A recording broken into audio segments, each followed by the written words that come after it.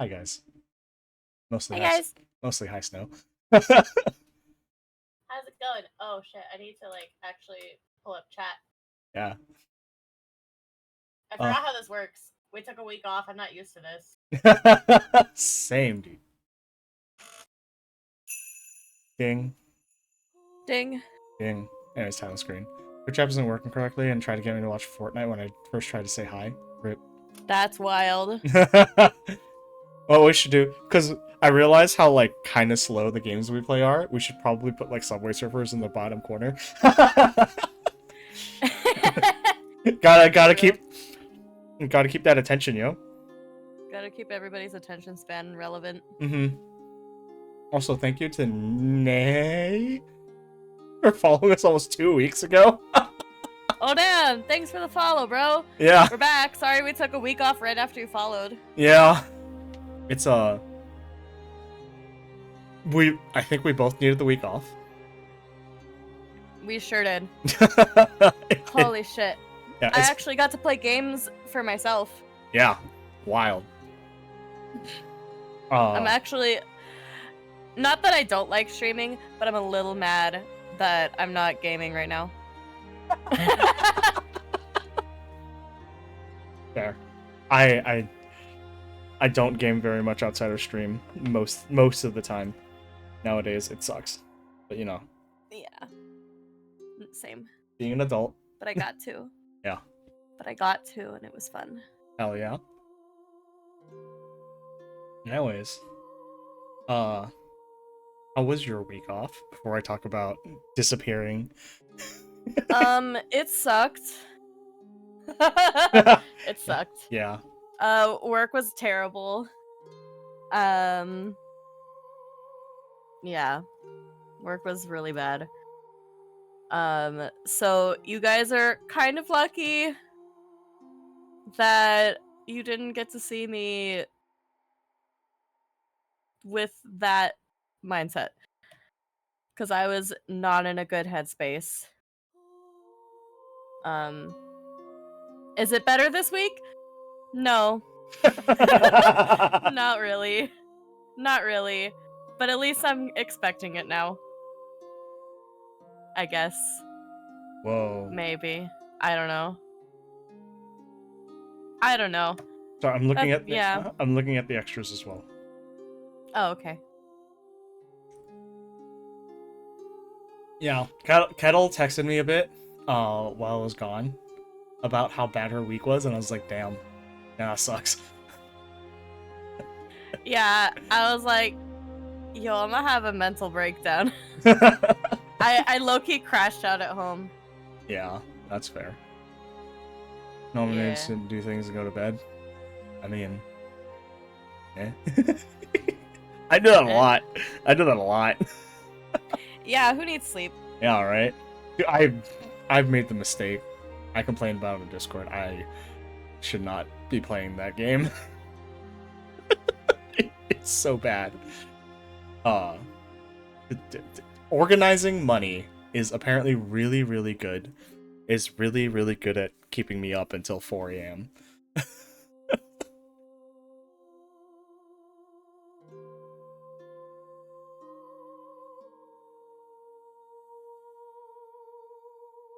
Anyways, so I will say I love San Francisco. I say this every time I go, and the haters are wrong. It is an absolutely beautiful city. But the asterisk to that is don't go to Oakland at 10 p.m. That was a mistake. That was a terrible mistake. I didn't get robbed. Shit. I didn't get robbed or anything, but I just, man, that was sketchy. Damn. But I had a it's a whoa. Yeah, I had a pretty good time. I will say I had a pretty good time. Hell yeah. And now all of that planning is over and you can stop thinking about it. Yeah. Are all their sports teams leaving because games end around 10 p.m.? Oof. Oof. Oof. Yeah, let's put it this way. Oakland is like the one place In-N-Out has left. Which is saying a lot. not that not that Oakland's like as okay, Oakland's pretty bad. I can't really save that. It's okay, it's not as bad as like it's made out to be. You're not going to get fucking shanked like for like existing. But like the vibes are pretty sketchy, especially at night. Damn. Yeah. But San Francisco is a beautiful city. I took so many pictures. Yes, I ended up there because I wanted to take the ferry across the bay and take so many pictures. So that's what happened. I should have just stayed on the ferry. It circled back around, but no. Noob wanted to walk around Oakland to see if it was true, and it's true.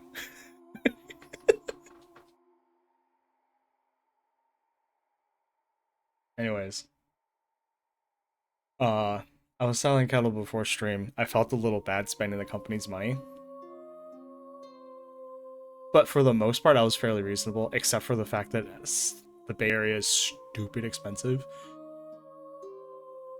But you know what? Yeah, it sure is. Yeah.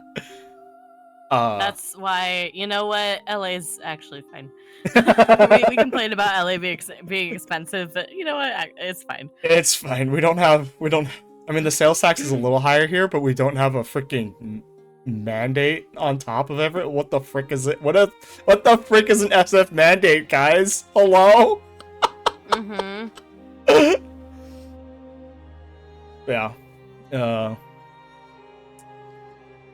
So the one meal I actually feel kind of bad about. At the end of the conference we wanted to, the person, my coworker and I went to get dinner. Except we went and to Bowden's, you know, the clam chowder bread place. Huh, that bill was big. That bill was really big. I actually feel kind of bad. I feel kind of bad submitting it. Oof. Yeah. Yeah. It was $140 for 2 people. Damn. Yeah. That's a fancy night. That's a date night out price. Except I made my company pay it. Well. Yeah. Oh well. Oh wells. Anyways, we're back, and again, they generously gave us a key, but we're after release now, so we're good. We can play whatever we want. We're after the whole release, so we can do it. Yeah. The whole thing. The whole thing. Okay. The walk to the cemetery from home is a long one. Little to see, few passing along a road so far from the city. The journey forces a certain amount of reflection. The odd car driving by only accentuates the solitude. As my destination comes into view, I wonder how often I should be coming here. It's a difficult question to ask of anyone. If nothing else, I suppose such visits at least keep the grave in good maintenance. Yeah. Oh, one last side note. I went into enemy territory, and Oracle Park is so nice. Oh, really? Yeah, the home of the Giants is very, very nice. I was like, oh my god, this is actually really, really nice. It's on the waterfront. Then it's freaking, it's just damn. Like, damn it. Damn it. Damn it. Damn it! Ay, ay, ay! Yeah. Going to ostentatious open gates, I head in without hesitation. No, the craziest part is because it's on the waterfront, they run special event ferries so you can take a boat to the ball game. And I'm like, bro, What the hell? yeah, yeah, dude. I'm just like, "Argh! Argh!" Damn you, San Francisco, for having nice things. Also, the weather was so nice the whole time. It was windy and like 65 the whole time. In June. And it's gonna be like this for the rest of the summer. Jeez. Uh-huh. Aye. And this is why rent is like sky high. It's like three and a half thousand for a one bed. The path to the Asakawa grave is, after some meandering at first, etched on my mind. Dusting of snow lies atop the stone, but everything looks to be in order otherwise. Cold and impersonal as a stone monument may be, this is all I have. The waves become smaller, she says. Heaving a sigh, I try to refocus my thoughts by flicking off what snow I can. Yes, but it takes some time. Yeah. It takes a good amount of time. Yeah. Here looks a little neater for the effort as I step back and brush the frost off my now cold hands. What I intended to say flows from my lips before I know it, as if my thoughts could wait no longer.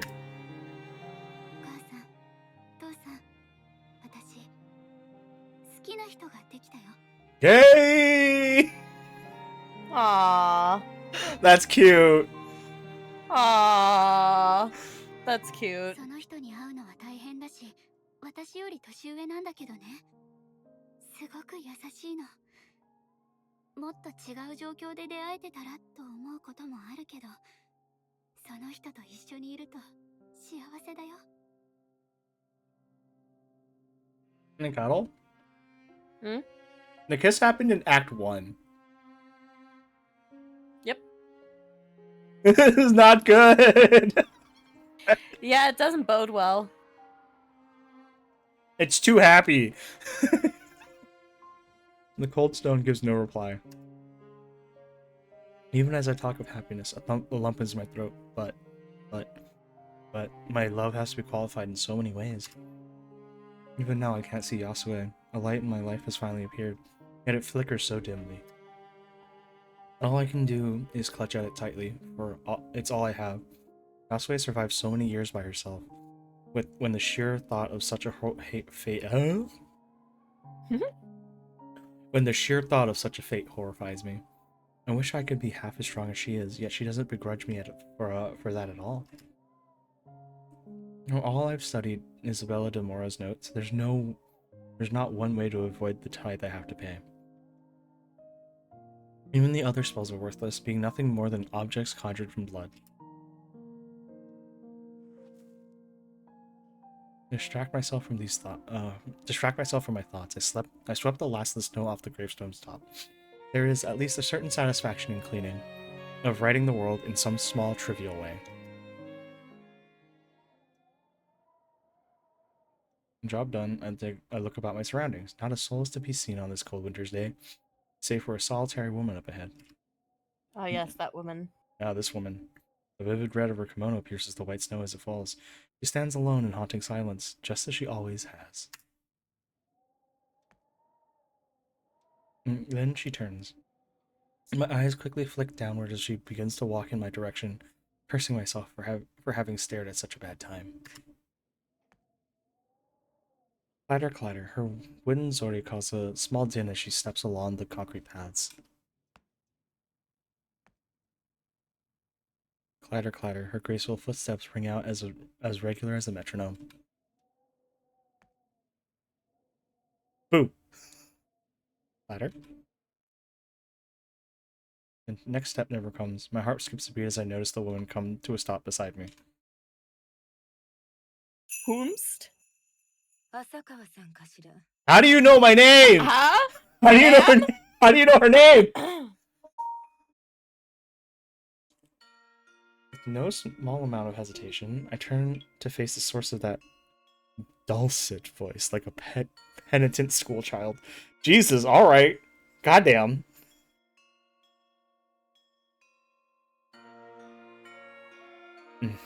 Now that I get a better look at the woman, I wasn't wrong about her being a matriarch, younger than normal perhaps, but no less stately and aloof in her demeanor. Most striking, though, isn't her clothing nor the air about her, but her eyes. Those deep black eyes are strangely captivating, alluring yet unsettling at the same time. An abyss I already feel myself sinking into as I meekly stare up at her. Utterly lost for words as the snow falls about us, a passing thought crosses in my mind. What kind of life gives someone such a gaze? 時々私を見ていたでしょ。理由を聞いてもいいかしら。Okay. I realized that she probably figured out our name by looking at the tombstone. Yeah, I thought that at the exact same time you did. we're just guys, we're just a little slow on the uptake today. I feel my cheeks blush instantly, awkwardly averting my face to hide it. All I can offer is silence. What other response can I possibly give? Closing her eyes, she thankfully lets the point go. そうなら答えなくてもいいわ。代わりに私のわがままを聞いてもらえるかしら。少し話に付き合ってほしいの。I absentmindedly nod. The fact we're so clearly alone as she says this plays on my mind. She's squarely wanting to talk to me, and only me. この町にかつて一人の少女がいた。少女の名はカツコ。少女は早熟で周りに興味を示さない子だった。大人たちがどれほど構おうとしても誰かと話すより一人きりで本を読むのが好きだった。両親はそんな娘を溺愛し、どんな興味や好奇心だろうと満たそうとした。少女はやがてすぐに自分だけの図書室を築き上げ、壁に囲まれた小さな世界だけで満足してい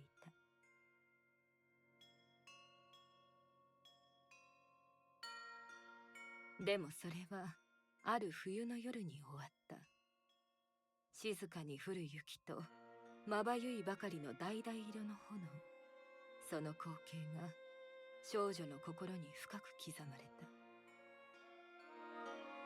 火は瞬く間に木造の建物に燃え広がり、夜が明ける頃にはその家のみならず町の大部分が焼き落ちていた。少女は傷を負いながらも生き延びたが、愛情深い両親は灰となっていた。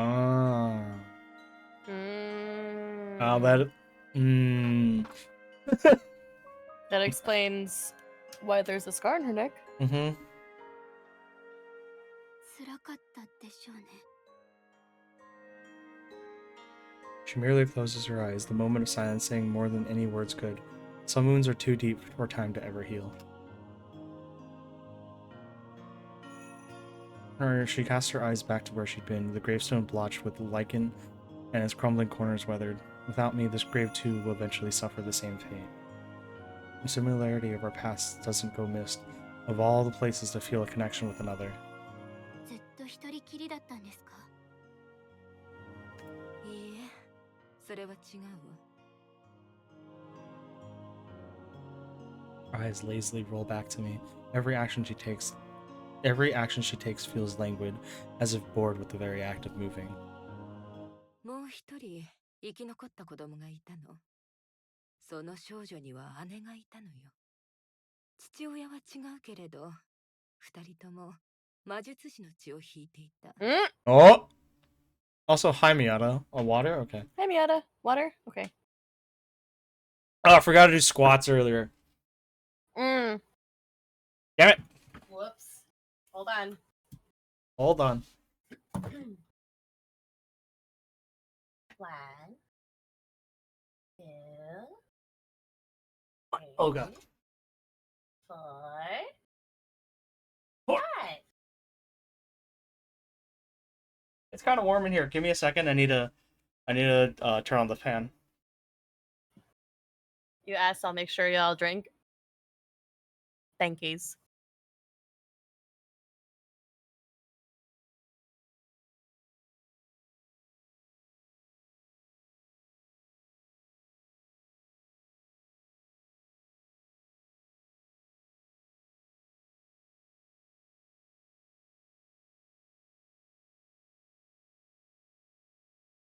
You asked, I'll make sure y'all drink water. Sure. Good. Cookies. 一人は人との付き合いを避け、もう一人は人を愛した。そして他人の注目を浴びることを人生の糧とし、会う人すべてを魅了した。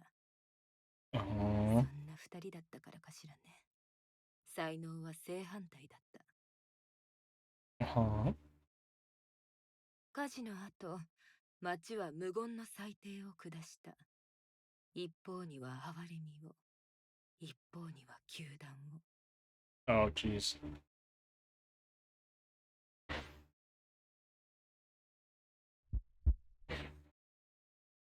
Those black eyes leer over me, emotionless as the true meaning of her words watches over me.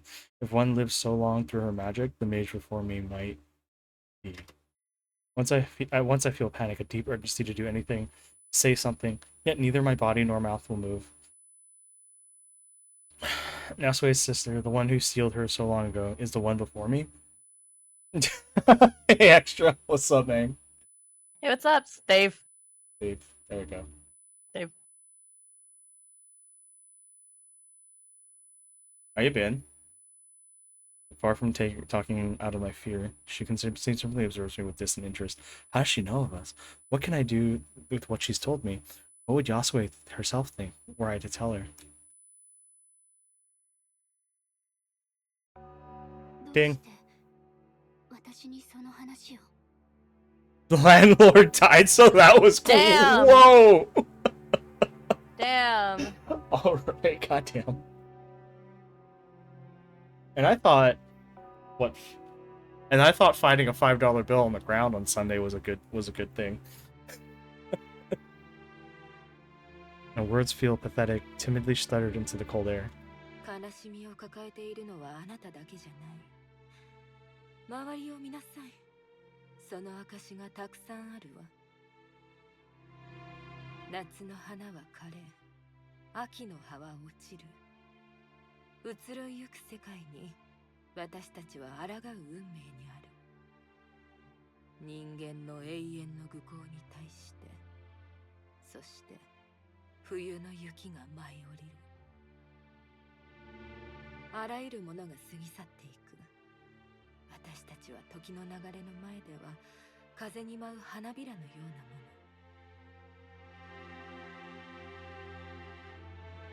の。All sense of panic has evaporated. She falls silent, giving way to a gray hopelessness. She has no intention of harming me. There's simply nothing I can say against her, no anything I can do, and she knows it. 物事が変わらないでほしいと思うのは普通のことでは。こんな風になりたくないって思うのも普通のことだと思う。永続性を望むとはいかにも人間らしいわね。でも私たちは変化する世界に生まれた。愛するものはなくなり、家は変わり、慣れ親しんだ風習も徐々に馴染みのないものへと変わっていく。それは私たちの運命よ。Damn. For real, man. 抗おうとしたものの多くが狂気の深みに落ちていった。そうしなかった者たちは歴史に暗い物語を刻んだ。Not relevant. 他人に執着しても苦しむだけよ。飲み込まれたくなければ手放すことを知りなさい。So she actually knows her full Yonehara, name. Sorry. Yonehara, can you let Yasue go though? Explain what happened. 飲み込まれ。 Yeah. 何に？誰に？ Oh, she's already gone. My last words drift unanswered into the cold breeze, the clatter of wooden sandals against concrete bringing out once more. Are we being played? Ma'am. Are we being played? Yasue, are you like for realsies like a chill girl or like is poor old Honika here being played? what's the business? So she knows my full name as well. If I were to ask how, I wouldn't get an answer. I know I wouldn't get an answer. All I can do is watch as she leaves. That blonde woman opening a door of a waiting car for her.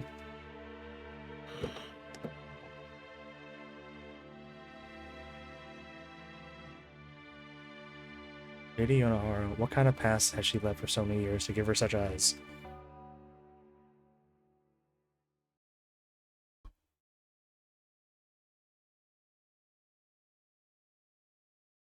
Act 1, Scene 10, Jesus. There's a lot of scenes. Yeah. We're back.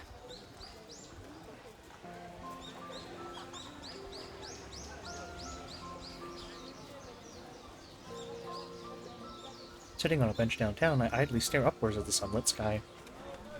The sun is warm, the noise of cars is gone, and the music of stores silent, basking in the surreal surroundings. I rub my arm from the aching wound. A rough-hewn man hawks his cheap wares at the side of the road, and a couple of women chat while carrying children on their back. A dapper gentleman gives a smile and a nod to them as he strolls along, his cane tapping beside him. The road is briefly blocked by a rickshaw trundling up the road. An old woman enjoying the excitement of the ride. I couldn't help but see them as people, despite them being little more than actors performing an elaborate script. For this isn't the world of the Meiji era, but of Yasue's mind. An immaculate replica of a past age, but a replica nonetheless. Steve fits in here? Yes, he does. Steve fits so well. Steve fits in the Meiji era, obviously. Steve's been around since time immemorial, but it's his favorite time. But the sun still shines warmly. The bench I sit on is sturdy and carefully carved.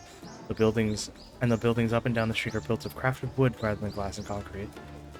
Another uniformed staff silently poised behind counters. Hawkers yell to the passing crowds from open-air storefronts. Horses neigh as people wrestle for their bridles, their scent carrying in the air. Sunfish live a long fucking time. Maybe he does belong in the Meiji area. How long does the sunfish actually live? It depends on if they get depressed or not. God, this freaking sunfish, man. Let's be real. Sunfish. They're kind of dumb. I mean, they're Fish very... lifespan. They're also incredibly dumb. So...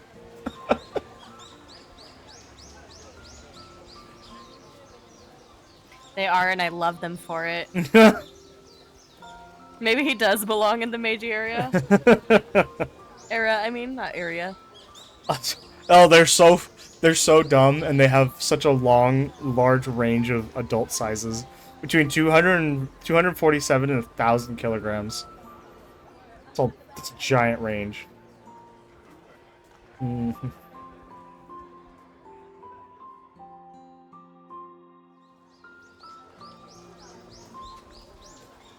They're a delicacy in Japan, Korea, and Taiwan. They eat them? Yeah, dude. Not Steve. I've never actually had sunfish, so I wouldn't, even though I've been to Taiwan.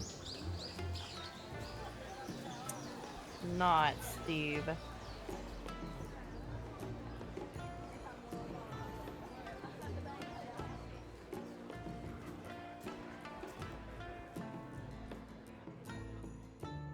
They can jump out of the water, apparently.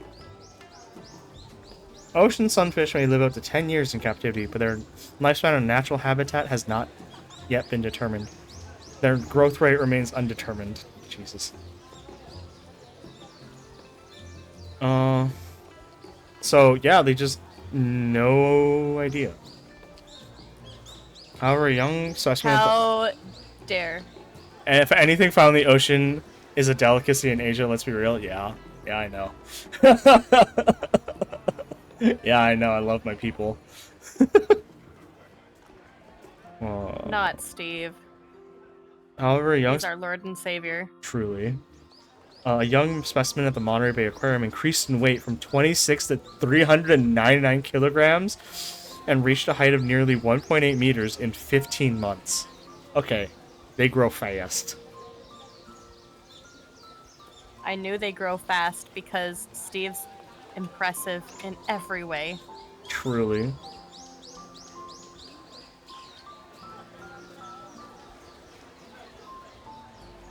Oh, I've seen them. They're huge. They're huge. I love Steve with all my heart and soul. Steve, grow! Steve, grow! Steve, grow. Steve, grow. I need to move him a Yes. little bit. I need to move him a little bit.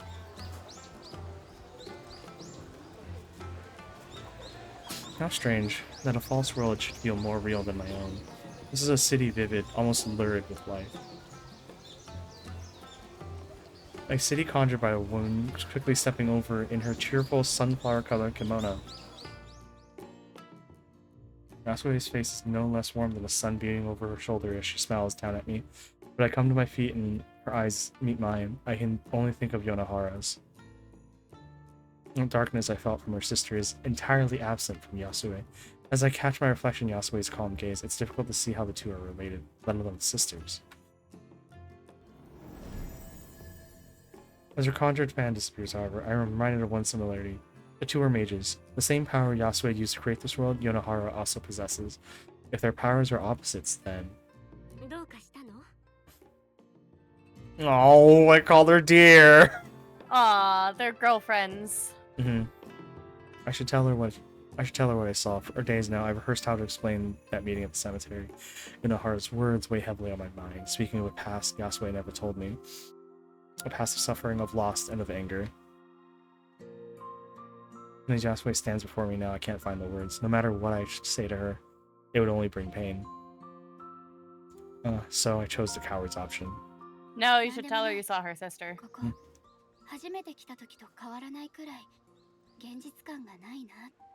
Damn it, Honoka! You need a Use communication. She's your girlfriend. She accepts the words cheerfully, which only makes me feel worse. I loathe this side of myself. Oh, Honoka, why? Yasue moves to speak once more, but her eyes drawn to my bulging pocket. She knows what my phone represents now. A rare link to the outside world. It takes me a moment to remember what I brought with me. So being so wrapped up in Yonohara. Her hand reaches my pocket to pluck it out, her eyes following a poorly hidden curiosity before eagerly taking the device in both hands as I hand it over.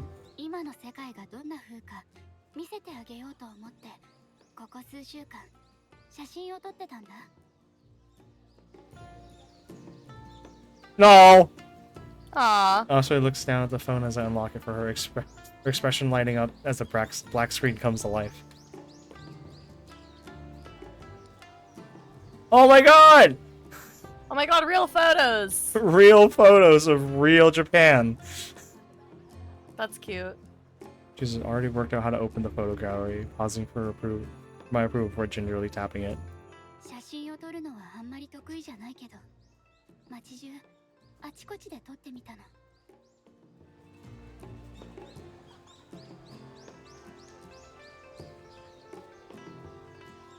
All I can do is awkwardly fiddle with my hair as she scans every inch of the thumbnails before pressing on the first new entry.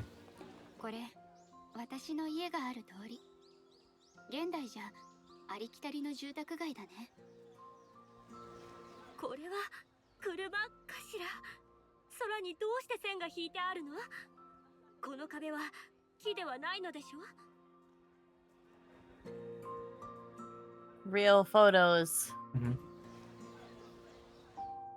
Photos. Remember what questions from the very first photo? I try to answer each in succession. While pointing out this and that, I'm forced to think about details of modern life I've simply taken for granted. Photos! Photos, Japan! Truly! Literally. Yeah. Already exhausted from just a single one of the dozen or so I brought along, I take a seat beside Yasue as she sits to go through the others. Oh, more squats, goddamn. Or squats. Let's go. でもその周りの建物はこんなに高い建物は初めてだわ。それも全部ガラスなの。 2, 3, 4, 5. これでも高層ビルに比べるとかなり小さい方よ。後ろに映ってる大きなお皿みたいなものは地球の周りを回ってる衛星と通信してる。 Can you imagine being that guy, like, in the studio? They're like, all right, I need you to take pictures around Japan to use in the Yeah, game. right. Yeah. Or they're like, oh, you're home. Just go outside, take, like, a bunch of pictures. Sick. I may have moved a little too fast. Yasue's mind's still stuck on buildings made of metal and glass. The amount that's happened since the late 19th century is a little staggering now that I think about it. Yeah? Yeah, dude. Yeah. I changed the Nightbot to be like, it's out now. Oh. Thanks. I completely forgot about that. Vending machines, Japan. Oh, yeah. Yeah, they're in Hong Kong and Taiwan, and they're great. These are better. Oh, yeah, the vending machines are the best. They're so much better because they have like a billion things. Yeah, and the red area is where the warm drinks are. Imagine getting a warm drink from a freaking vending machine, bruh. I know, it's the best. She flips to the next in the stack, a bright red vending machine piled with snow. これは見たことがないわね。自動販売機って言ってね、効果を入れると選んだ飲み物が出てくるの。広まったのは Oh, she has to explain the war. Oof. That's another topic which will be beyond her. For all the wondrous advances we made beyond her time, sufferings of war are barely imaginable, even to a modern person now. Yasue catches my dark expression, waiting for my explanation. And that's not something I want to burden her with. Not now, anyway. Love this game, man. I'm a lesbian from the future. I have come to Yuri you. Yeah? Yeah? Yeah, pretty much. そのことについては話すことがありすぎるから、今度本を持ってきて説明するね。 Although it's less Yuri from the future and lesbian from the real world than not your pocket dimension. Yeah.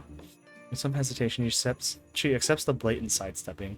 I wonder how Yasue would react to the horrors my world has faced compared to hers. Oh, she has to try to explain America dropping the sun on Japan twice. Yeah, she has to explain A lot. that thing. Yeah, that's me. Returning to the phone, she swipes across another photo. Lesbians Japan, oh my god. She swipes across to another photo. As townspeople mill about around us, the woman carefully examines every detail in the shot. It's fascinating to watch Yasue swipe through the gallery with one flick of her thumb and then another. The woman whose lived experience was stuck in the Meiji era, navigating a phone with increasing ease. It gives me a new appreciation for how quick humans are in adaptation. Side note. The white this one, these taxi cabs are a dying breed, but we get the same ones that Japan has in Hong Kong. It's pretty great. The new ones are really nice. Oh, yeah? Yeah, because they're hybrids, so they're a little quieter. And they're bigger. They're way bigger, actually.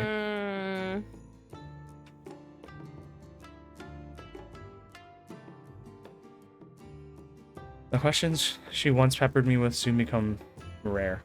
Before she finally goes entirely quiet. One after the other, she slowly makes her way through the gallery and then entirely in a world she can never touch. So in the 1940s, we're sort of awful. Then the United States dropped the sun on us twice. Yeah. Well, yeah. they dropped the sun on us twice and then burned all of our cities. Yeah. And now our chief export is anime. Yeah. Not actually, but yeah. What a segue for that. Yeah, right?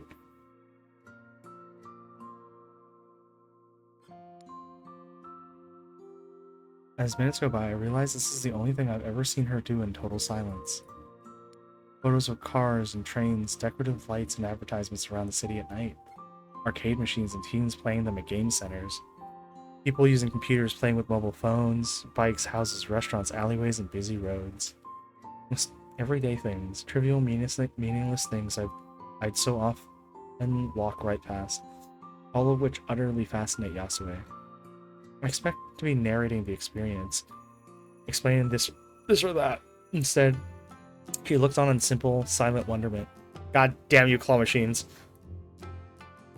The feeling I have while watching her is a little wistful, perhaps like a parent watching a child experiencing something for the first time. Everyday life must be very strange from the perspective of someone from this era. Even soft drink can. Thanks to medieval medical advances, life is more comfortable than ever. For better or for worse, we advanced. Cattle! Ah! Oh god, yeah. Yeah. Then Yasue reaches the final photos. Crowds waiting on train platforms, tourists dragging luggage about, salarymen on their way to work, and shoppers on a busy weekend. The neighbors need to stop with the fireworks. It is too early. It is too early. And stop. I know, right? The last photo is a shot taken from downtown, practically from where we sit. Screens and advertisements cover the tall buildings, looming over snow streets thick with random people. A photo of nothing in particular, just people living their lives. Looking at Yasue, her aura changes. She showed so much delight at modern curiosities, and her longing for that world behind the glass screen is palpable. No, not the world inside it. The people inside. My heart sinks as Yasue's lip begins to quiver. I soon realize this isn't the fingers of sadness plucking at her strings, but barely repressed anger. As she hands my phone back to me, I notice her knuckles going white from her grip.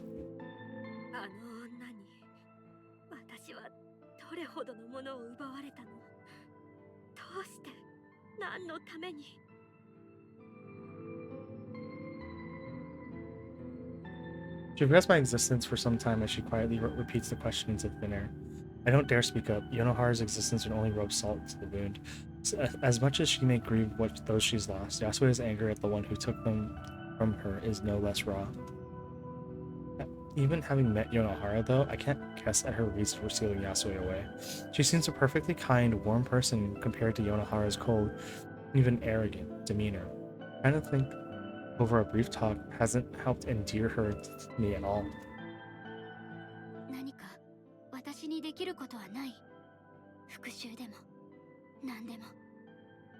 She'll do anything for her girlfriend. She will. Suddenly reminded that I'm here, her mind snaps back into the present as she looks back towards me. The hate in Yasue isn't stifled that easily, her stilted smile hardly convincing, not reassuring.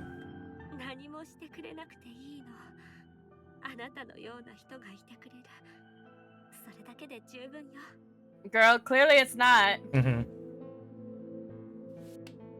Oh!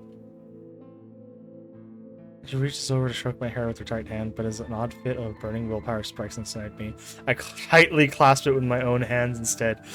I might not be much use to anyone, but for the woman I love...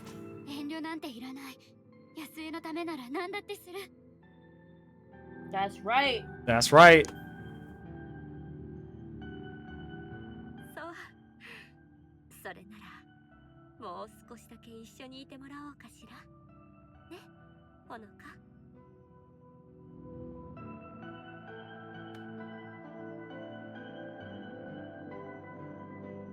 She gives an indulgent smile as she clasps my hands with her own, staring into my eyes as she does. I smile, or try to, but my eyes are so barely free of tears. I'm reminded of those words spoken in the cemetery, where one avoided company, the other adored it. She lived for the attention of others, and charmed anyone she met. There's no doubt the two are truly related. Yonohara knows her too well. How Yonohara could do this to her own sister, I don't understand. No matter the reason, one walks free and the other languishes in the cage. For Yasue, my life will appear of momentary flicker. No matter how deep our love, I can't free her nor raise it a hand to Yonohara. Our time together will be but a blink in her lifetime of solitude. What? What? Whether in my world or hers, I can't save her. You can't just, like, get blackness like that, yo. Can't just, I know, like... I thought the game broke for a second. Mm-hmm. A paralyzed soul. Some people find comfort in cafes, chatting with friends, others at coffee shops with coworkers while discussing the day ahead. Some would tinker at home, surrounded by this personal project or that. For me, that place of comfort would be the Meiji world of Yasue's mind. Until then, though, the library will have to do. The shuffling of Shino's work echoes in the quiet room. I silently scan patches of my favorite book, Isabella Mora, The Rain. Its pages aren't worn from age, but from use. It was this which sparked my interest in Italian literature to begin with. Her rather more useful book lives on my desk undisturbed. Nobody can know about it. Nobody can know about us. Immersed in reading the collection of her sonnets, I come to the final verse of my favorite poem. Her grief-stained words take on a new significance, absent-mindedly mumbled under my breath as I read them. 夏も冬ももはや私を傷つけることはない。暑さも寒さも感じられないからだ。兄弟よ、希望は等しく虚しい。Yeah, those will be the final words of her which I remember. With that, I closed the book before me. その本好きなの？ Hello, Shino. Yeah, obviously. Mm-hmm. Shino's friendly voice makes me look up. The box beside her, previously full of books, the shelf away now empty. She sure isn't the type to enjoy a comfortable silence, nor a quiet moment without some distraction. イザベラ・ディ・モーラの詩集。注釈が書かれていて、時々読んでるの。へえ、そうなんだ。イザベラを知っているの？全然。Her attempt at striking up a conversation is earnest, if nothing else. にしてもよく読めるね。それ、イタリア語で書いてあるんでしょ？ We have another quiet nod. While not wanting to be abrasive, I want to keep this world private from her. Isabella's work is difficult to read given its age, hailing from the 16th century, just as a certain other book, but is no less captivating for it. Indeed, that goes to show the universal nature of her feelings. Looking back down at the book's worn cover, a familiar feeling rises within me. I wish that I hadn't taken this road, that I'd been interested in normal things and led a normal life with others. Even now, I can't help but ward off Shino's overtures. 時々思うんだよね。読書家のほのかちゃんの方がこの仕事に向いてるんじゃないかって。本が好きじゃないの？最近じゃネットの記事以外ほとんど読んでないな。それにイタリア語なんてさっぱりわかんないし。私なんかよりほのかちゃんの方がとっくに上を行ってるよ。なんだか自慢してるみたい。その逆だよ。むしろ恥ずかしく思ってる。この大学の学生ってみんな私よりずっと優秀なんだもん。私なんて学ぶ時間がないわけじゃないのに、怠け癖のせいで何にもしてないだけ。人生で学べる時間なんて限られてるのに。ああ、時間がないわけじゃないよ。それは確かなんだけどね。私はどっちかっていうと、広く浅く勉強したいタイプみたい。って言えば通じるかな。Yeah? Yeah? That's fair. Yeah. Alright, Steve, you're getting put away now.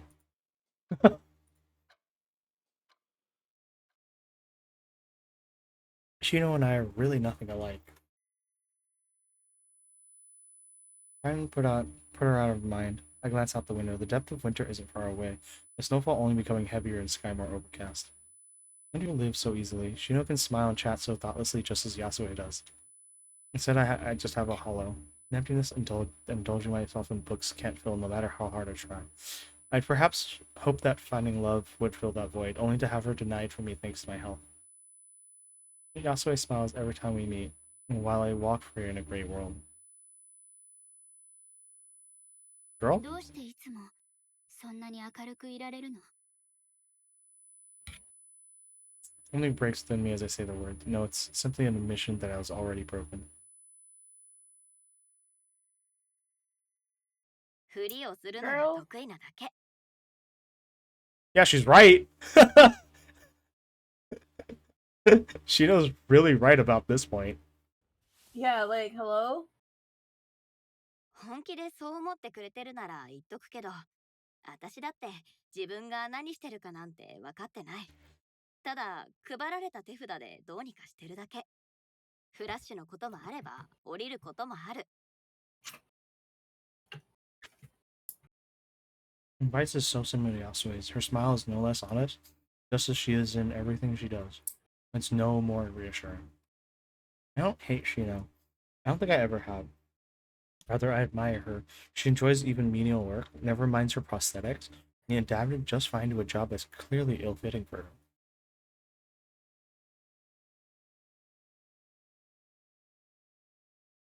The air becomes a little awkward as I fall silent.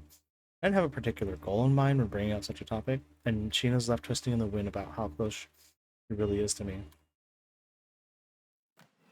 Getting no way out of the subject, and you're already regretting bringing it up, I take one of my feet and make to leave as I slide the book in my bag and sling my coat over my shoulders. 変なことを聞いてごめんなさい。深い意味はないの。今日中に済ませたい用事があるから帰るね。気にしてないよ。 Girl, you're so じ freaking ゃあね、 awkward. ほのかちゃん。 Yeah. She's very awkward.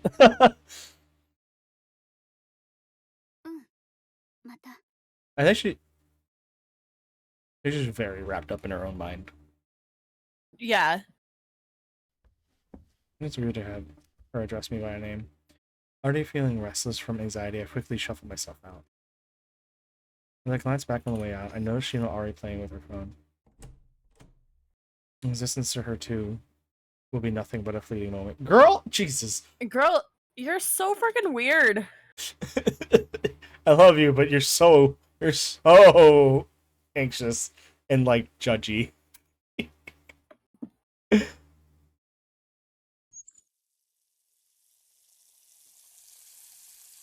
Voices echo about the cramped university washroom as freezing water washes over my hands, two women chattering beside me. Out of habit, I eavesdrop on their conversation while subtly looking under my brow at their reflection. Damn, girl, alright.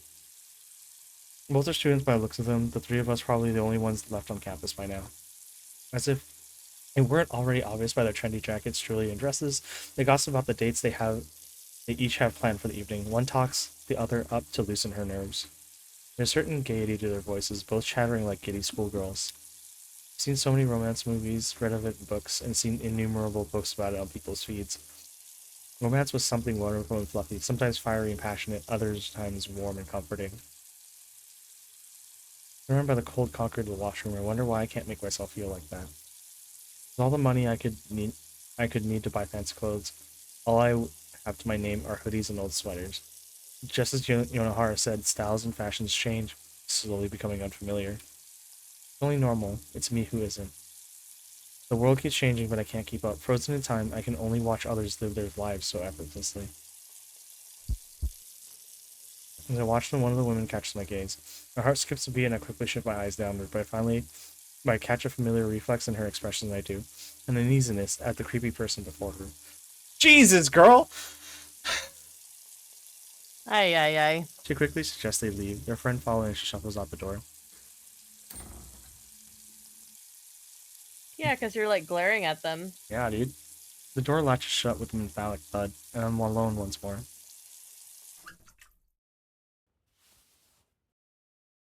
I feel like I'm gonna get jump scared in this scene. Yeah, right?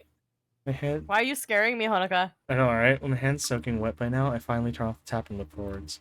The bags under my eyes are worse than they've ever been, and my skin is a ghostly pale. I must look like some malevolent spirit rather than a university student. Perhaps I should go home. There's nobody there for me though. I could go downtown and drift among the sea of strangers for a time. but it's pointless. Just fill the shops hawking goods I don't need. There's nowhere for me. The only place, the only person I belong to, my body stops me from visiting. I'm alone in this concrete box. Damn, dude. Like, I don't know. Say hi to people. Make friends. It's not that hard. I promise.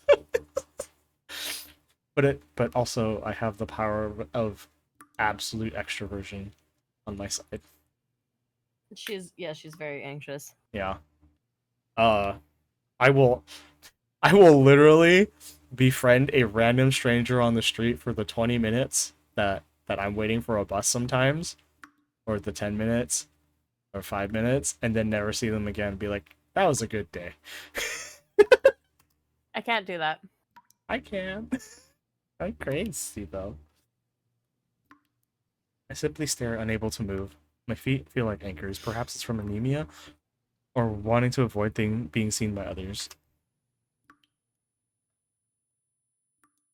My heart begins to race, adrenaline suddenly pouring through my body, but it has nowhere to go. A sense of panic wells up inside as I stare at an image at the mirror. A person in the mirror disgusted. Jesus, girl! You're a coward who can't You're tell having you. a panic attack. Mm-hmm.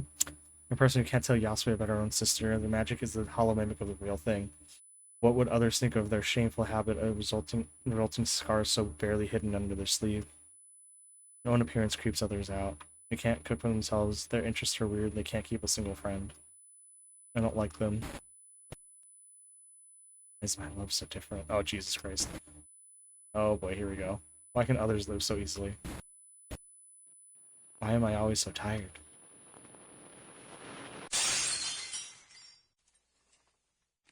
What? Ma'am. Ma'am? In one shudder of the train, that unknown person died. Nobody knew nor cared as they buried themselves in their phones. Once the blue tarpaulin was draped over them, they ceased to exist.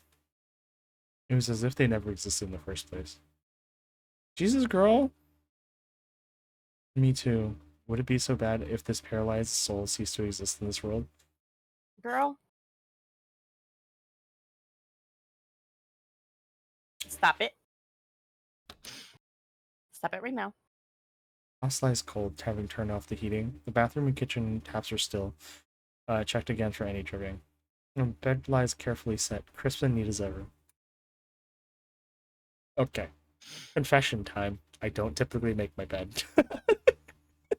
Neither do I. I'm very lazy. It only gets made during the winter because otherwise I can't. There's too many layers and I get lost in them. But during the summer, I have one layer and it's basically just like the thinnest top possible blanket. So I just kind of ball it up and throw it to the side and then unball it. Oh, I hardly make my bed anyways because I'm lazy. Fair. Standing in the living room after my last round of checks, I'm confident that nothing will present a problem for those who come after. Girl, don't do it. She's doing it. For how odd it is to be so particular about such unnecessary things. I suppose it's only natural after a lifetime of being told not to be a pain for others. I took one last look around the room, engraving it in my memory. Everything from the immaculately swept hardwood floors to the carefully wiped loaf table, its veneer having flaked off the corner. My life completely changed, but the house never did. In the end, a human life is no different than magic. Once you let go of the rock, it simply drops. What are you doing? What are you doing? Monica, what are you doing? You think? Girl. Now it's time for me to finally let go. Monica? Fearful of letting hesitation build, I turn and make my walk up the stairs to my study. Monica? Monica? Monica? Monica? What are you doing? What a mess this room is in comparison. Assorted notes lie strewn around the book in the desk corner center, still open to the pages on transference. The floor is snarlished, wine-dark stains punctuated with dusty remnants of chalk circles and glyphs. Stepping over the mess, I come to the desk. Taking a circle to clean what I can of this room as well, I pull open a drawer and place my laptop inside, followed by the paper reminders and bookmarks. I'll have little need for them after this. Girl? The last job done, I put my fingers to the book's pages. These words started it all, and will now serve to end it all. I'm going to draw from my side, I crouch and begin to carefully draw the intricate patterns. Tapping the chalkwood is almost rhythmic, echoing about the small study, as if on a classroom's blackboard. Something's gonna happen. A little more. Mm.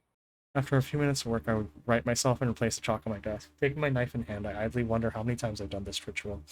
How many times the simple act of seeing someone I love took so much from me. I suppose that hardly matters now. Take a breath to steady myself and bring my blade to my arm. Ma'am? Give myself one final moment to back down and take one last look around me. This house had seen the laughter of my friends during visits, the chatter of my mom and dad as I returned from school. Birthday parties heard throughout the rooms, and get-togethers with relatives bring in their gossip and stories.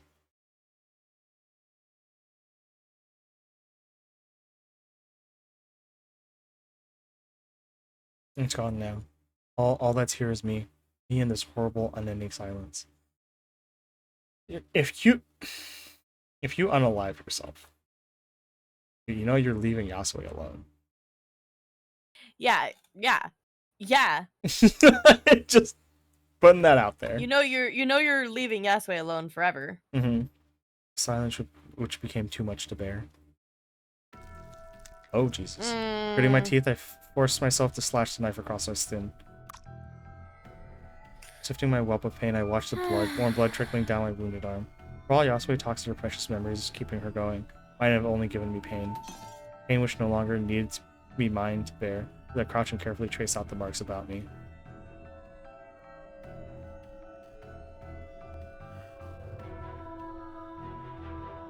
Under my feet, I already feel the magic taking hold earlier than it ever has before. Perhaps my last moments, I finally found the true strength of my hollow magic. Practice makes perfect, I think. To myself in dark amusement.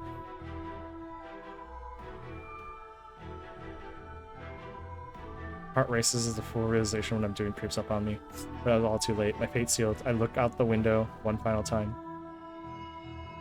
The last view of this world is the bare branches of the nearby trees faintly peering out from the forlorn winter's fog.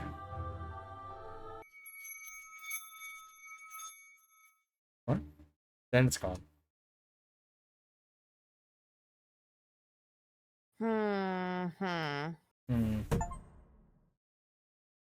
So we completed Act 1.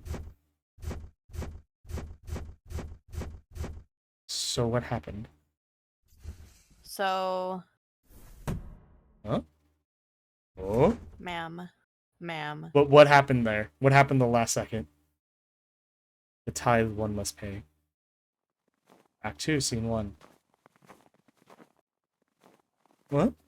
Terrible chill hangs in the air, a season proving bitter as often is here. On this cold day, a great throng of students slowly shuffles through the piled snow of the university grounds. The day's lecture is finally over. Let me save. Why does this feel like the beginning? That's what I'm saying, dude. Some gossip friends, while others fawns over their partners. Most, however, stroll silently. What happened? A misty sea of people walks one unremarkable student. Yeah, okay. This is the beginning. Except it's not. This is the beginning. Oh! Oh, no, that's different. Anaka Asakawa. At 20 years old, she's a humanities student in her third year here. Academically talented, to say the least, she passed her entrance exams for Hokkaido University with flying colors. With no friends to speak of, nor classmates she keeps contact with, she cuts a solitary figure amongst the crowd as she walks to the station. Oh! Turning back from watching that reclusive woman from the library window, I turned to my new coworkers in discontent. Oh, we're Shino now. Let's go.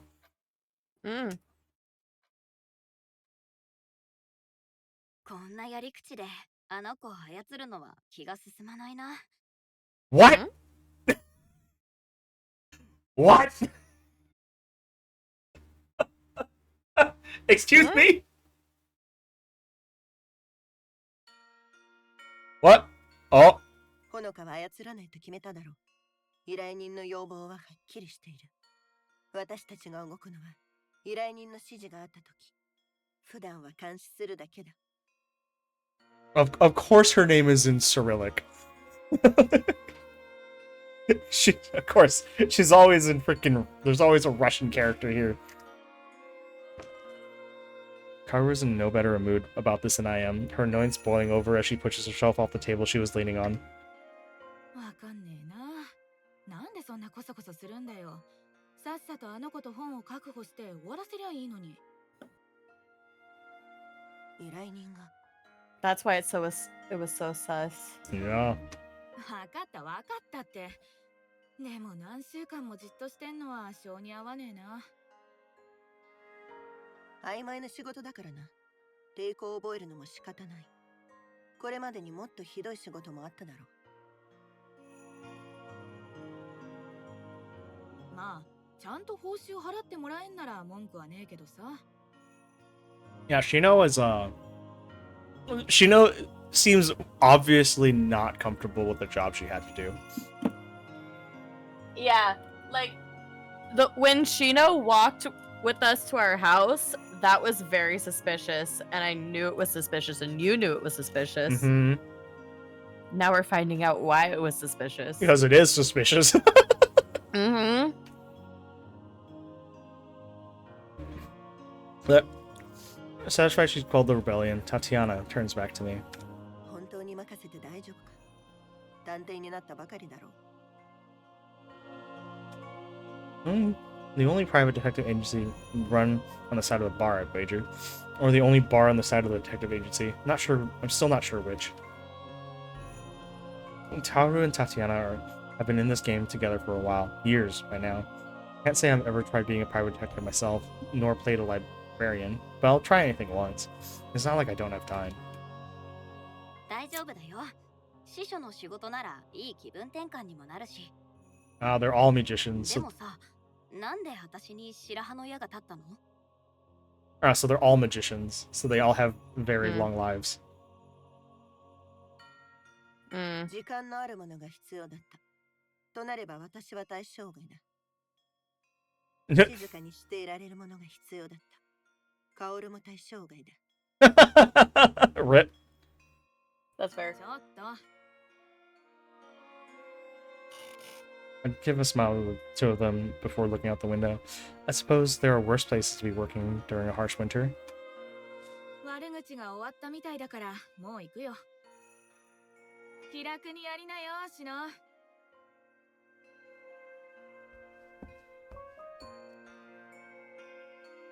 It was a brief wave, which I returned before she saunters out. Tatiana moves to follow her, and pauses for a few moments. 何？頼んだぞ。何かあったら連絡をくれ。わかった。It's clearly not what she wanted to say. Knowing Tatiana, I couldn't get a straight answer if I tried. With that, Tatiana's flowing coat swings about her as she turns on her heel. It's amusing to contrast her with Kaoru as she walks, follows her out. Every movement she makes, feeling thoughtlessly imposing.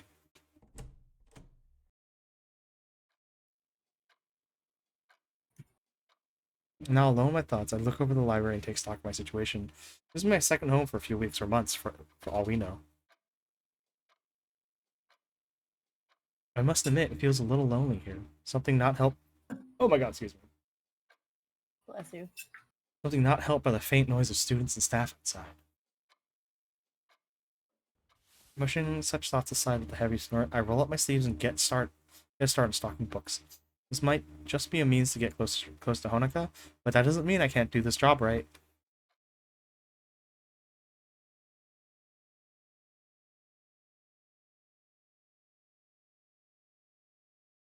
Careful distance. Oh, you'd realize the text that like text change. It's like instead of red highlight, it's like a orange highlight now. Mm-hmm. In my first few days of working here have been quite an experience. There are two main libraries on campus, called North and Central, plus a scattering of more specialized branches. This being the central library, it receives the bulk of the traffic. I initially thought the library lavish, but the hustle and bustle of students and researchers during the day makes it clear the university gets its money worth from the place. I never thought a librarian would be so stressful. Being a librarian would be so stressful. The day's rush only makes the serenity of the evenings all more poignant.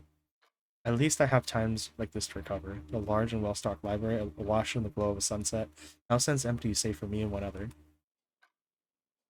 Monica sits at one of the tables, reading quietly as I stack a box of returned books. The previous librarian had left a note that she often used the library to study after hours. When Honoka started doing this, it was left unsaid, but it didn't take long to work out. As always, I bet she didn't bother with small talk before getting to studying. I expected her to be quiet, but not straight outright avoidant. I'm sure she'd be a hermit, if not for lecture strike when we're here. Despite keeping my ear to the ground, I haven't picked up on any rumors about her or anything being spoken of Honoka at all. She's practically a shadow in any group she walks among and keeps herself in classes.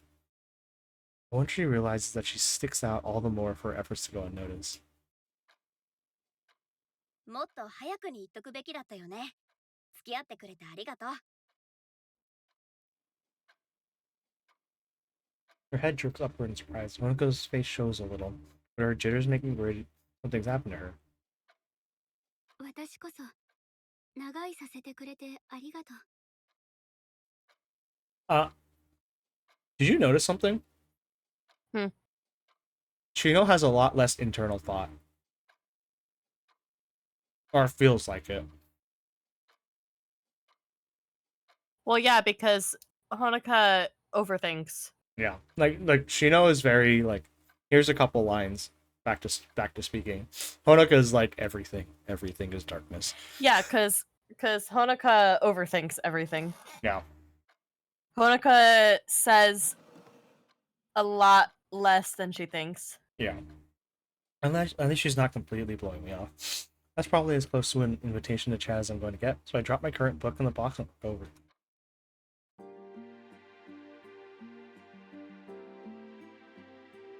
I take a chair and spin it about, taking a seat sideways. These chairs are more comfortable this way around. Of course. She looks a little nonplussed about being practically forced into this, but I don't have much choice if I want to get closer to her. I find it's often the quietest people who lead the most interesting lives. Case in point, my eyes follow the book in her hands. She's been reading that one for a while, but reading the Italian title is admittedly beyond me. イタリア語を読めるの？すごいじゃん。私も言語はいくつか知ってるよ。世界とつながってるって感じがするよね。そうかも。私は単位のためだけど。Bum bum. The discussion is rudely interrupted by a ping coming from my phone jacket pocket. Before I realize I've done so, I pluck the phone out and have it in front of my face. Hey, I feel called out. It's the text from Tatiana. I found Honoka's social media if you want to see it with the link afterwards. Ensuring Honoka has no ways to do my screen, I decide to quickly check it out. No followers. Her last post is a few years back, too. There's some posts from friends in high school, but that's stopped back then, too. It's a little weird to so clearly see the stages of her life, down to when her group of friends graduated and went their separate ways. It was explained why she's so withdrawn. She had no way to lean on for support after her parents passed. It means I'll have to be the one to open conversations between us. I'm acutely aware that I'm browsing Honoka's life while she's right in front of me. I replied to Tatiana with quick thanks before locking the phone once more. こういうのって本当にすごいよね。一昔前はただのチャットスペースだったのに、今じゃサイバースペース全部がポケットの中に収まるんだもん。世界中の誰とでも簡単につながれるし、図書館の蔵書も丸ごと収容できちゃう。I don't know why, but I thought, like, as we were talking, as we were watching this, I really, really want to get clam chowder in a bread bowl again. You're like, damn it, I need to go back to San Fran. Yeah. Or I need to go to, like, Redondo or something. God damn. Oh, wait. I want to go to that restaurant on the pier in Santa Monica. That one has bomb-ass Red Bulls, clam chowder, and their mussels. God damn it. Oh, yeah. Oh, Santa Monica's such a bitch to get to. yeah, I know. I mean, any of the beaches are, or any of the beachside places are a bitch to get to. Yeah, but Santa Monica especially. True. Oh, by the way, our college friend is returning tomorrow. Oh, yay! Yeah. Maybe that segue didn't work as well as I'd hoped, given going by her expression. あれ、なんか変なこと言ったかな？別に。ただ、最近はみんなスマホに慣れてると思ってたから。So I have my phone back in my pocket and quickly take my feet. It's probably the best if I didn't try to get close to her too quickly anyway. ああ、それはなんていうか、私はほら田舎育ちだから、こういうのを使うようになったのってつい最近のことでさ。She is コンピュ obvious. ーターとかスマホとかまだ慣れてなくて。She's obviously a little too practiced with her phone. Yeah. She's like, oh shit. That'll work. It's not like I'm lying to her, technically. じゃあどうして都会に来たの？一言で言えば冒険かな。いろんな仕事を転々として、その時々に興味があることをやってる。ここの仕事も次が見つかるまでのつなぎってこと？どれくらいいるの？ I got a simple shrug. That's as much dependent on her as it is me. 飽きるまでかな。それって大変じゃない？別に心のありようさえずれてなければ生きるのはぐんと楽になるよ。これだって思える生き方があればいいよね。私はいつもどんなちっぽけなことでも正しい形にできたらなって思ってる。軸さえぶれなきゃ目の前で起きてることもあんまり気にならなくなるんじゃないかな。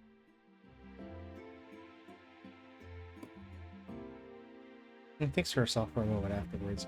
Maybe I found the first crack in all her worries that I can help her through.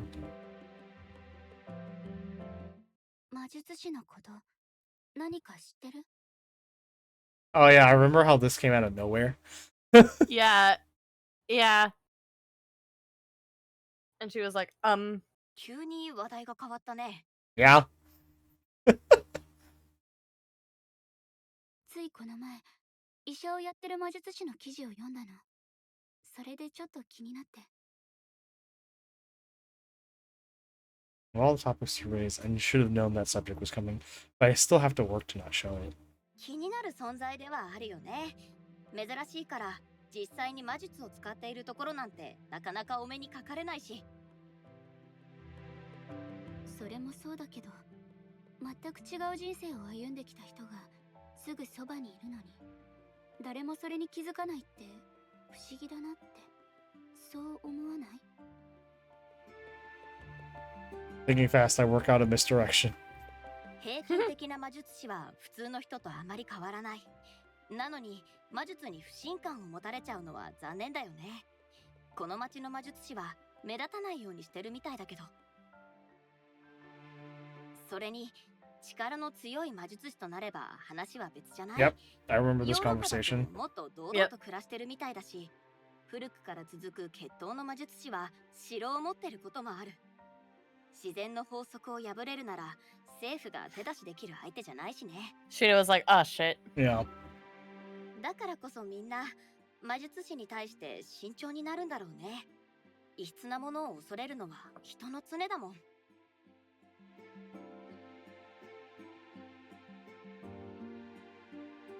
I think I managed to hide my relief as she ponders what I'd said. At least she doesn't seem to think too badly of mages in general, which is more than can be said for many. Oh, and she's leaving. Our talk has apparently ended as she gets up from her seat and slides the book she's been reading into her messenger bag. もう帰るの？疲れすぎないうちに帰らなきゃ。今日も長居させてくれてありがとう。いつでも大歓迎。広い図書館で一人きり、延々と本を片付け続けるだけなんて寂しいもん。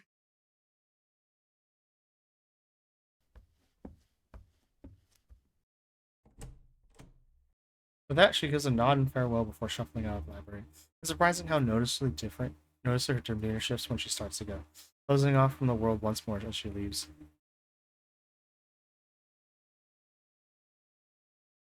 I'm trying to focus on finishing up my work for the day, but the image sticks in my mind like grit between teeth. I wonder what Honoko would be like if I'd met her before once. I'm still trying to figure out what they're trying to do. Yeah. One advantage of working at the university is easy access to a nearby station with a short train ride practically dropping off in front of Tatiana's downtown bar. After the now familiar elevator ride, it's only a few steps to go in. Well, they said they're trying to take her and her book.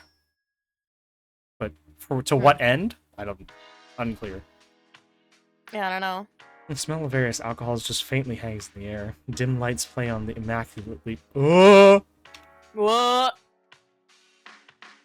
play on the immaculately polished counter, having invited balls of liquors and spirits gleam behind it in all colors of the rainbow.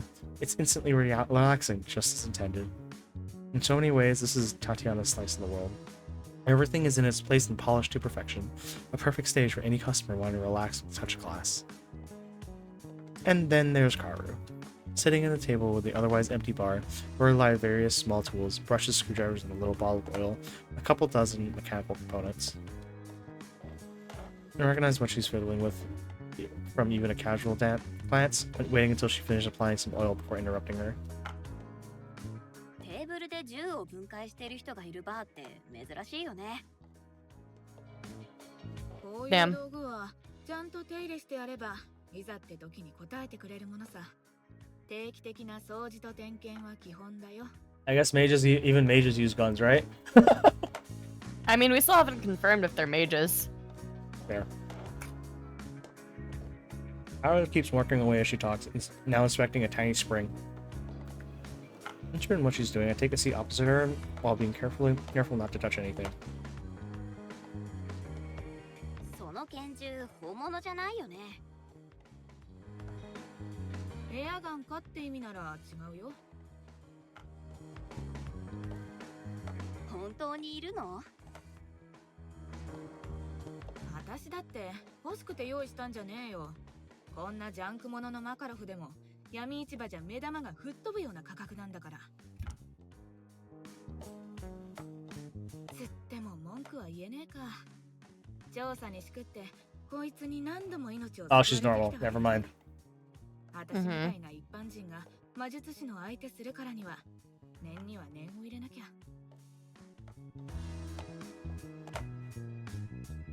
It's a fascinating piece of engineering regardless of its purpose.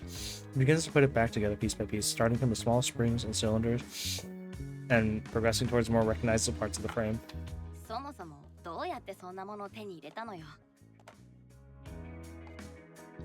Now I've learned a few of Karu's tales.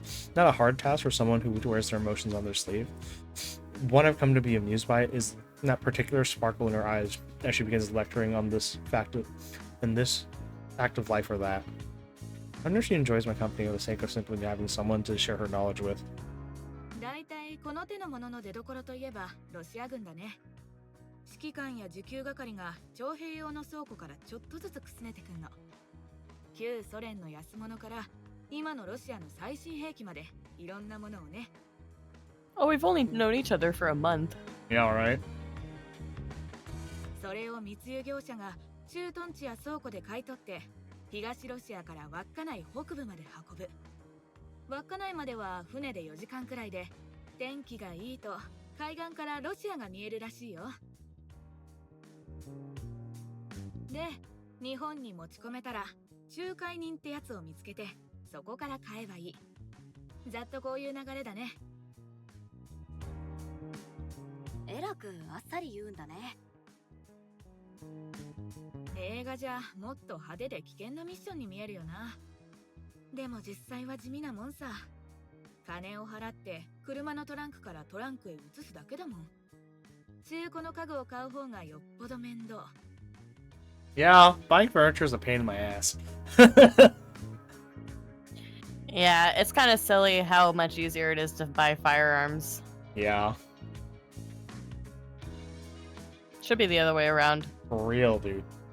Why is buying furniture such a pain in my ass? Mm-hmm. He picks up the inside of the barrel and begins to clean it with a small brush.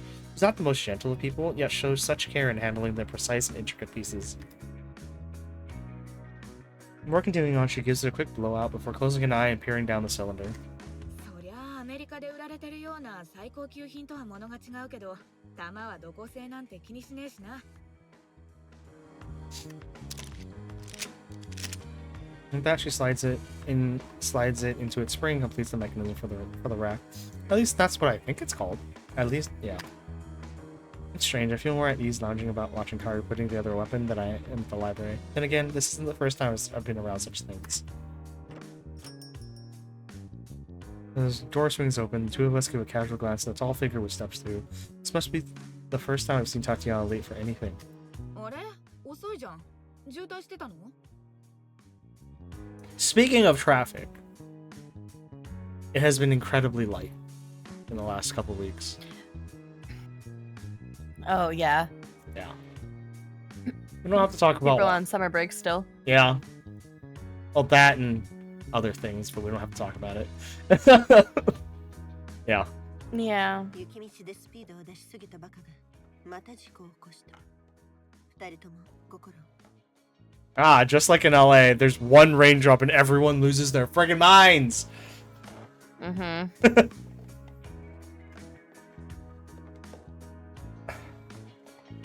A casual glance at us before continuing on our way behind the counter. Entirely unbothered by the weapon as Karu slowly reassembles it. カオル、カクテル作りの講座を受けるよう覚えておけ。安い講座を見つけた。せっかくだし、お前もバーで働くといい。 Hey, yo. I would like to be served by her. 何そ It'd れ be fun. Mm-hmm. 前にカクテル作ってやったじゃん。 But there's no flair. そうとも。だからこそ講座を受けさせるんだ。 Damn. all Karu can do is grimace as Tatiana walks in the back room. As she looks at me, Rebecca, I just shrug. It wasn't long before Tatiana reemerges after hanging up her coat, her tinkering companion having returned to fastening the screw at the back of her grip. 客に見られる前におもちゃを片付けろ。警察に嗅ぎ回られるのはごめんだ。大丈夫だって。まだ誰も来ねえよ。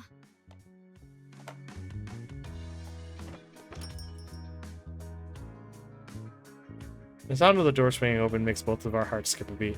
Karu skipping the pistol in the small of her back with an astounding squip move.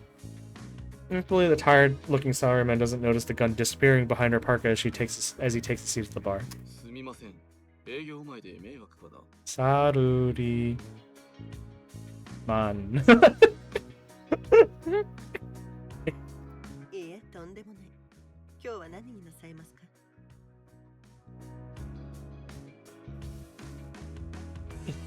Not over as much an annoyance as recovering from the surprise. Karu's left us quietly simmer. タチアナに正論言われるとなんかムカつく。 Haha.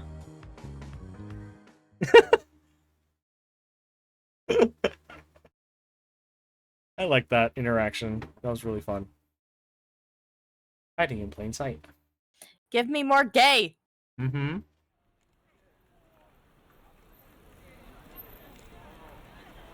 We're clearly not going to get more gay right now, which is unfortunate.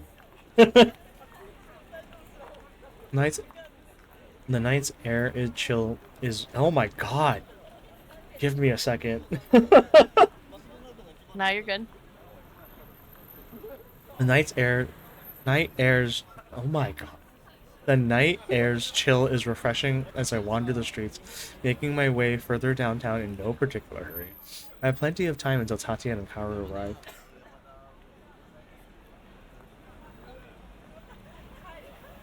Patrons slurp noodles at ramen restaurants as I pass, while tourists wear cameras at an electronics store.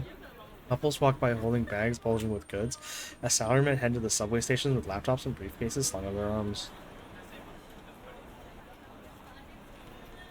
It's a sight I've seen so many times in so many different places. The fashions, languages, smells, and such may be different, but the friends, families, and lovers are just the same. It's funny how alike humans are, no matter how far each... Sorry, the busker is breaking my thoughts. Same. I was trying. Bro started singing and I was like, huh? Huh?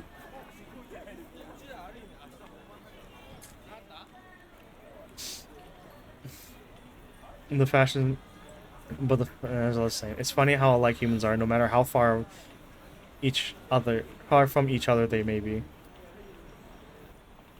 My steps slow to a stop as one particular person amongst them all catches my eye. A scruffy-looking teenager stands before a claw machine outside the entrance, tufts in hair curling around in his cap. People divert around the boy as he focuses on his task, backpack jutting out behind him. One hand rests on the machine's stick while the other gently touches the glass.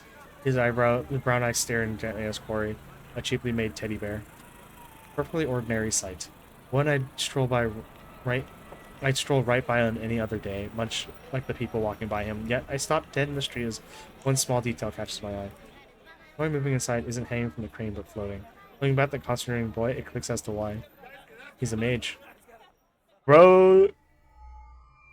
His narrowed eyes begin to glow a beautiful deep blue, none noticed by anyone else. Very laws of nature are being broken while a bustling crowd moves about him. It goes to show that sometimes you just have to act like you belong. When people walk and shuffle around me, the scruffy teenager pauses and turns my direction. It's only now that I've noticed I've been staring.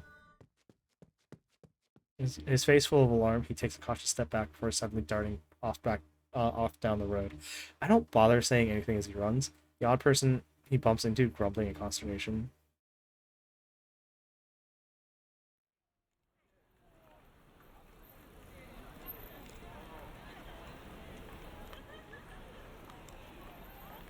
And everything returns to normal. The normal hum of the busy street resumes, as if the episode had never happened.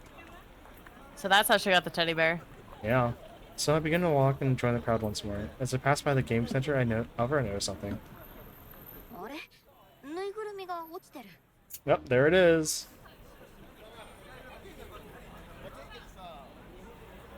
Oh.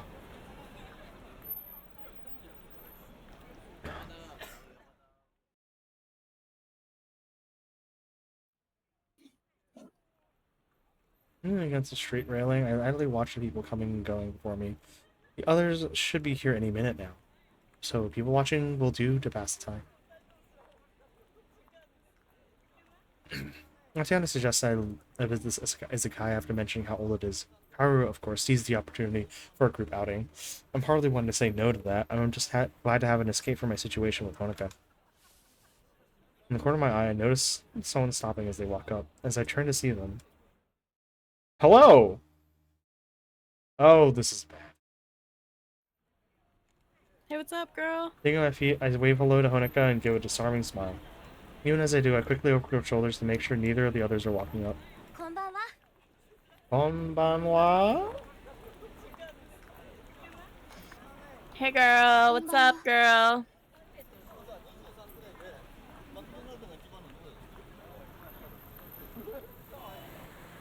Gives a small bow, but I can tell there's a conversation she'd rather not have.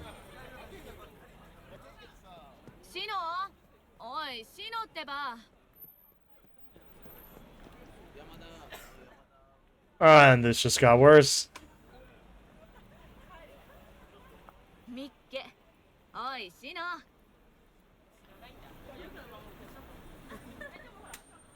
Oopsie! As she comes to an abrupt halt, my eyes peer over her shoulders. I'm surprised Tatiana isn't with her, but that's all the better. My gears in my head begin to turn. Maybe this conversation Honoka should have.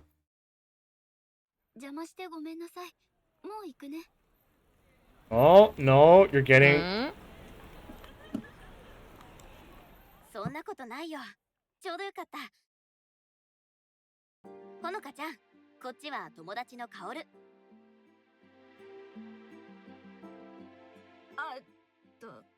どうも。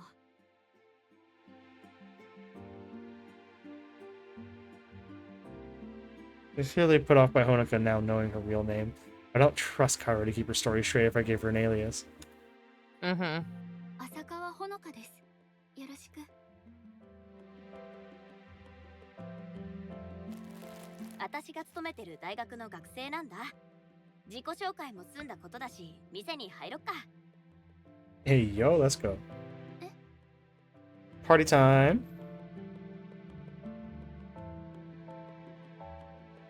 カオルとそこの居酒屋に行く約束してんの。ほのかちゃんもおいでよ。多い方が。 Let's go! ね。Hey, yo, let's go. Now we're gonna see her selfie with her girlfriend. As expected, she mumbles in half-hearted acceptance. I put her in a position where it's harder to reject than accept this. じゃあお邪魔しようかな。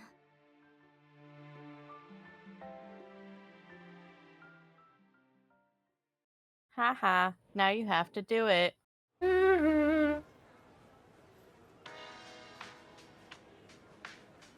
ほのかだっけ。まとめて注文するよ。何にする？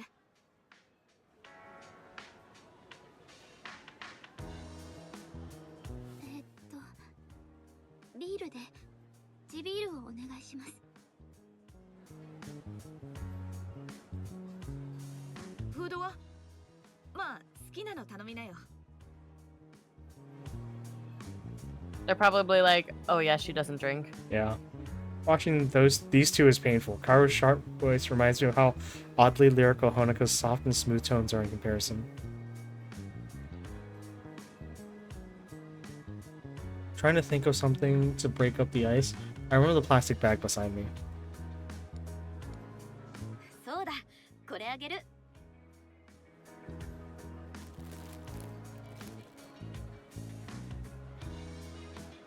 Passed the game center bag over the table with a smile.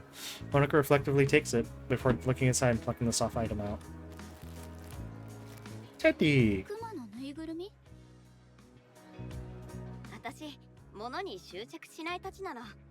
手放す方が楽だもん。だから持ってて。何よその顔。私にはぬいぐるみが欲しいか聞かねえんだな。 Kaoru's jealous. Kaoru's jealous. Ha ゲームセンターはその通りのすぐ先。無駄遣いしたいなら行ってきなよ。その言い方、誰かさんそっくり。 The waitress skitters up and politely sets her beers on the table for us. They take off the caps before heading off to another table. Kaoru and I hesitate and waste no time scooping up our glasses, but I notice a little hesitancy from our companion.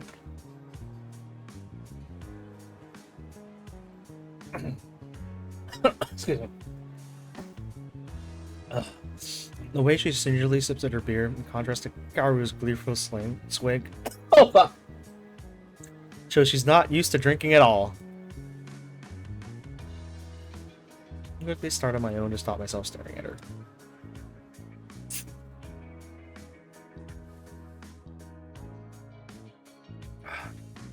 I'm glad I made it to Sapporo. The beer here is fantastic. It's not too hoppy while still having a rich taste that pushes it past the usual mass market beers. I had a good few in my time. This really is one of the best. I will say, the mass market Japanese beers are pretty good in comparison to most beers. I am not a beer drinker, so it all tastes gross to me. Fair. Hey, I think Sapporo and Kirin are pretty good. They're much smoother than most beers. My delight in the local specialties is interrupted by Kaoru making a pointed comment. へえ、可愛い人だね。 When my interest peaked, I followed Kairo's blade to the phone Honoka had plucked out. Oh shit! Only snatched the briefest glimpse of what's on the screen. Lady with white hair and possibly Honoka herself before she puts it away in a panic. ごめんごめん、つい気になってさ。 He waves a hand in front of her apology, but it's not much help to a flustered Honoka. I'm not going to get a better look, even if I ask, so it's best that we move this discussion on quickly before Kaoru has a chance to accidentally tip her hand.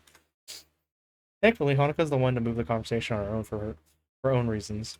二人は知り合ってどれくらいなの？1ヶ月かそこらかな。 Please don't give away more than you need to. He looks at me for confirmation. All I can do is passively agree while drinking to ease my nerves. Maybe I should have just waved Honoka off.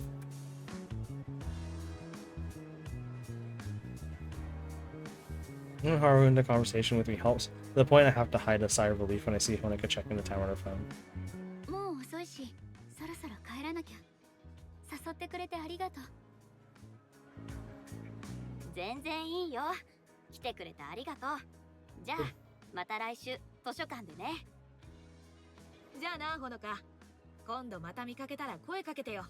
遊びに行こう。We're burning through scenes because We are. we're basically catching up on things that Shino saw.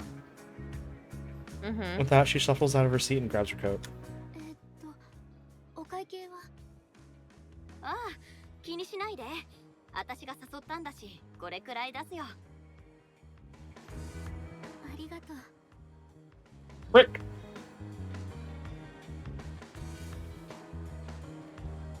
She's clearly not the type to accept a free ride easily. Her nerves went out, however, as she swings her coat over her shoulders and gives a small wave goodbye.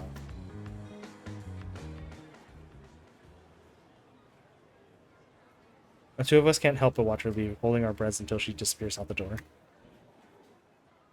As soon as she does, so wave of relief washes over both of us. Kyra practically deflates her shoulders as she slouches back into her seat, helped a little by her half-drunk bottle of beer. I take a small swig of my own to settle myself. 思ったより緊張した。 An expected quip from Kyra goes amiss. Looking over to her, she's finishing up a message on her ancient flip phone before sending it and clacking it shut. タチアナに問題なしって送っといた。驚いた。その古い携帯、まだ動くんだ。 Rather than take offense, she makes a now familiar gesture as she begins the lecture. 丈夫で安い携帯ってのは何年も使えるもんなの。 Oh, of course. Ay, これも ay, 人生を ay. 変えた大きいコツ。でもさ、あんなでかい女がどうやってパッと姿を消せるんだろうな。さっきくるりと向きを変えたと思ったらすぐ見えなくなっちまった。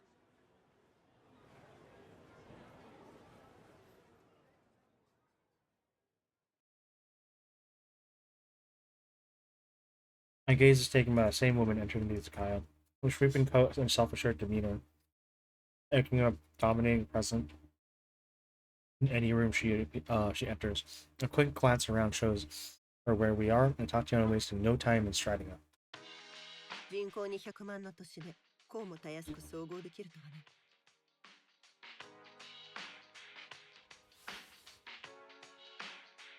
With the practice motion, as every gesture of hers, she shrugs off her coat and folds it into her lap as she takes the seat. After scanning the table, her hand quickly swipes Karu's beer before the other can even react. Damn. おい。新しいのを注文してある。それより今ここでどんな魔術師も持ち得ない力を見せてやろう。ほんの一握りの人間しか持っていない力だ。Hmm? つまり今回の仕事のお目 Oh my god! ここの力を会社の経費で落としてやると Wow. 言っている。好きなだけ注文するといい。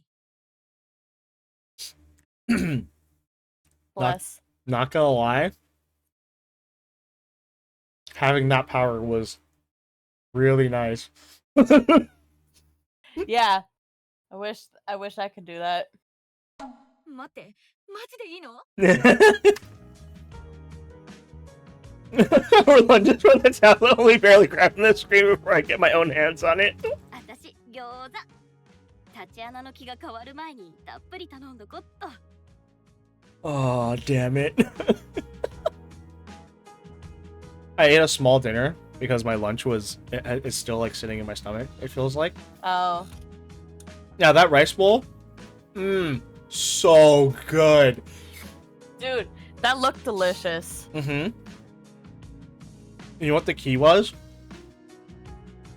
It's not just beef, it's Wagyu beef. Oh my god. The way I hate you right now. That shit slaps so hard. Mhm.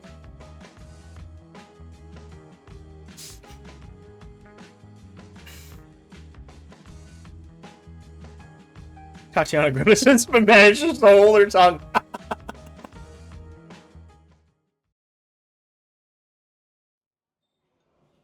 さっきのかなり強引な手だったね。タチアナもいればよかったのに。からかわないでよ。本気だって。ほのかを直接私に紹介するんだもん。マジですごい判断力だよ。一歩間違えば大惨事じゃん。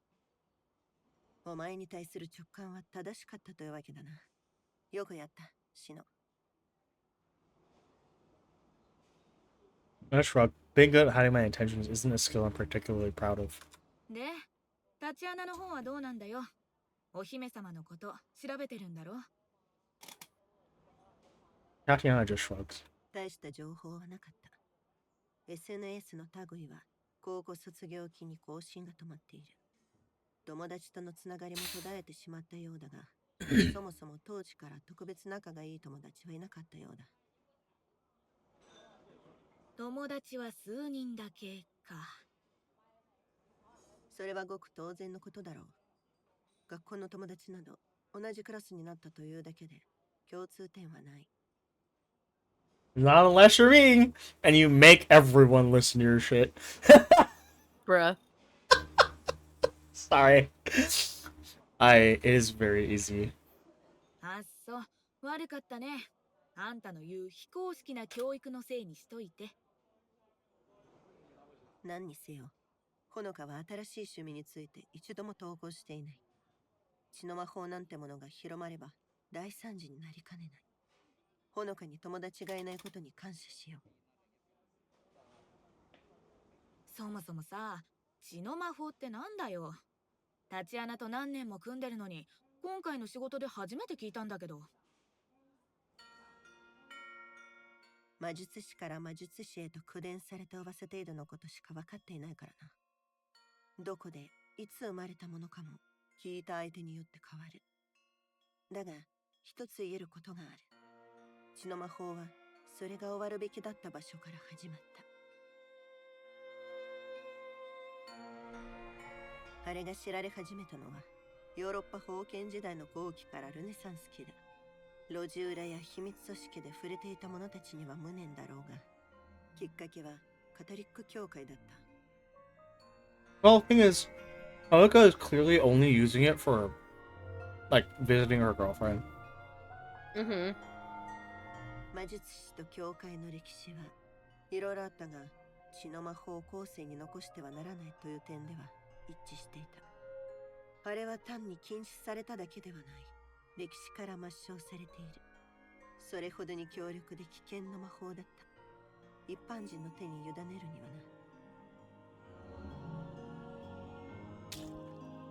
Well, it's a good thing that she never got very far in translating that book. 勲章に暗殺。True. おびただしい人数の処刑を経て、その痕跡は徹底的に消された。たった一冊の本を残してね。教会が恐れるのはわかるけどさ、なんで魔術師まで？あんたたちも潰そうと躍起になってんの？日本国内で他のどこよりも北海道に魔術師が多いのは、政府が開拓使を利用して私たちのような魔術師を東京という権力の中心から追いやったからだ。開拓中に何人か死んだところで渡りに船だっただろう。日本だけではない。魔術師は世界中で迫害を受けてきた。私たちは何世代にもわたって暗黙の絆とも言うべきつながりを共有している。長年にわたって迫害されてきた私たち魔術師と同等の力をポットでの者が手に入れたとしたら、その力がいかに無意味で恣意的なものだとしても不愉快だと言っておこたく、魔術師ってやつはほんとひねくれてるよな。もっと現実的な問題もある。噴書なんて情報統制は現代では通じない。今のご時世、情報がどう広まるか想像してみて。Tatiana gives a solemn nod. う。もしほのかがあの本のページを写真に撮ってネットにアップロードでもしてみろ。Well, the good thing is she doesn't.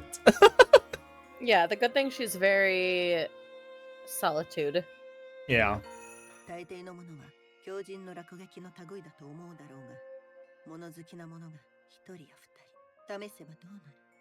あっという間にウイルスのように広がり、血の魔法の実践は数十億人の知るところとなる。ほのかが手にしているのは世界を変える力だ。でもあの子は自分を囲った壁の先を見通せてない。ある意味あの子が見えないことに感謝すべきかもね。Yeah. Yeah. そんなに危険なもんならもっと警戒した方がいいんじゃねえの？今回のターゲットはその本なんだろ？ならほのかが留守の間にさっさと回収すりゃいいじゃん。依頼がその正反対だから困っているんだ。Yonahara. Oh! ほのかの身の安全だ。ほのか自身周りのことを懸念しているが、本はあの方の興味の範囲外だ。 Yonahara? Hmm. Okay. 言ってしまえば、私の課題だ。Kara throws her head back and groans loudly. Can't say I'm entirely pleased about it either. おかげで話がめんどくさくなってるってわけか。3つ目の問題もある。米原様には Ah, there it is. 姉はずっと前に米原様の手で封印されたのだが、まさか彼女が生きているとは誰も思わなかった。ほのかちゃんが安江さんを見つけるのに使ったのが血の魔法ってわけか。Kara snaps her fingers, her face lighting up in realization. あ、それがさっきスマホの画面に映ってた人か。安江を見たのか。ああ、ほのかがスマホのロック画面に自分と年上の女の人の写真を設定しててさ、それがきっと安江だろう。なるほど、あり得る話だ。まさか安江を拝めるチャンスが巡ってくるとは思わなかった。 I'd only managed to get a better look before she snapped her phone. The idea does plant a seed in my mind, though, which I keep to myself. でもさ、なんで血の魔法みたいなめちゃくちゃなものを使い続けるんだろう。別にさ、ほのかは。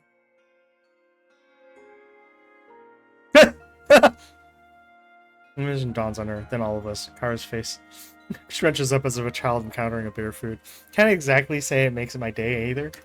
なんか私たち恋人の仲を引き裂こうとしてる悪者みたいだね。I like how everyone's like, ah, back there. Everybody's like, oh man, okay, oh jeez, oh god, oh man, oh god, they're gay for each other. Oh no. Oh bummer. oh no. Ah jeez.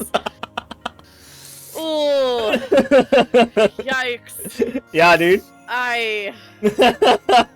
Like, what can you do in this situation? You're just like, ah, frick. This sucks. 結論を急がないようにしよう。それが私たちがほのかの監視を続ける理由の一つだ。ほのかが深みにはまりすぎたら、状況をコントロールする準備を始めよう。Yeah, you guys kind of let that boat sail by accident, eh? Yeah, they already kissed. Actually, no, not by this point. But they're gonna. Yeah, they're gonna. But we know that they let the boat sail. Yeah. それに安江の意図もわからない。あの魔術師がそれほどまでに長い間封印されていたのなら、どんな手を使ってでも解放されようとするだろう。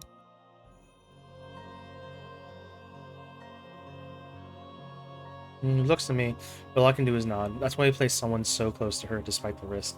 I don't like it, but at least this is all to keep her safe. Or at least that's how I justify it to myself. You guys, just too many questions. Not enough answers. Is Yasue evil? Is that like, is she actually? Is she like really evil, or are we all just like, she was sealed away? Or are we all being dicks? Is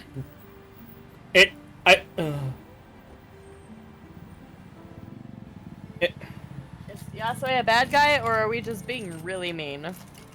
I don't know. Let me know.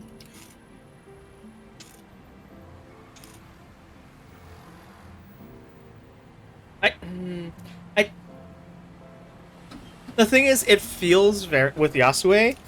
It feels like she's hiding something, right? But she seems likable enough. Mm-hmm.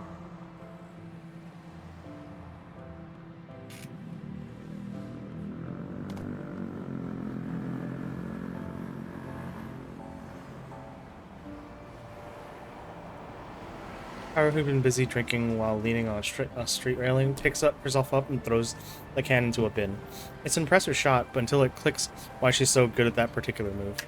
店の中で待っててよかったのに。投資するよ。人形が何百体もいるところで、ここで震えてる方がマシだね。そんなに人形が嫌いなの？ What? 大抵のやつは気味が悪いって言うだろう。悪気はないけどさ。Her frankness is rather endearing. What? 気にしてないよ。言いたいことはわかるし。What? We're missing something. We jumped somewhere and it makes no sense. 形は人間そのものなのに魂がない。嫌悪感を覚えるのは本能だと思う。Okay. でもあんたは人形を作ってるんだろ？今時珍しい趣味だよな。本能で惹かれるんだよね。日本にいてよかったと思うのは、そういうニッチな店が大きな町にまだ残ってるところかな。 They went to a doll shop. Oh, yeah. ま、誰にでも趣味は必要ってことか。人形作りにバーの経営、人それぞれだよな。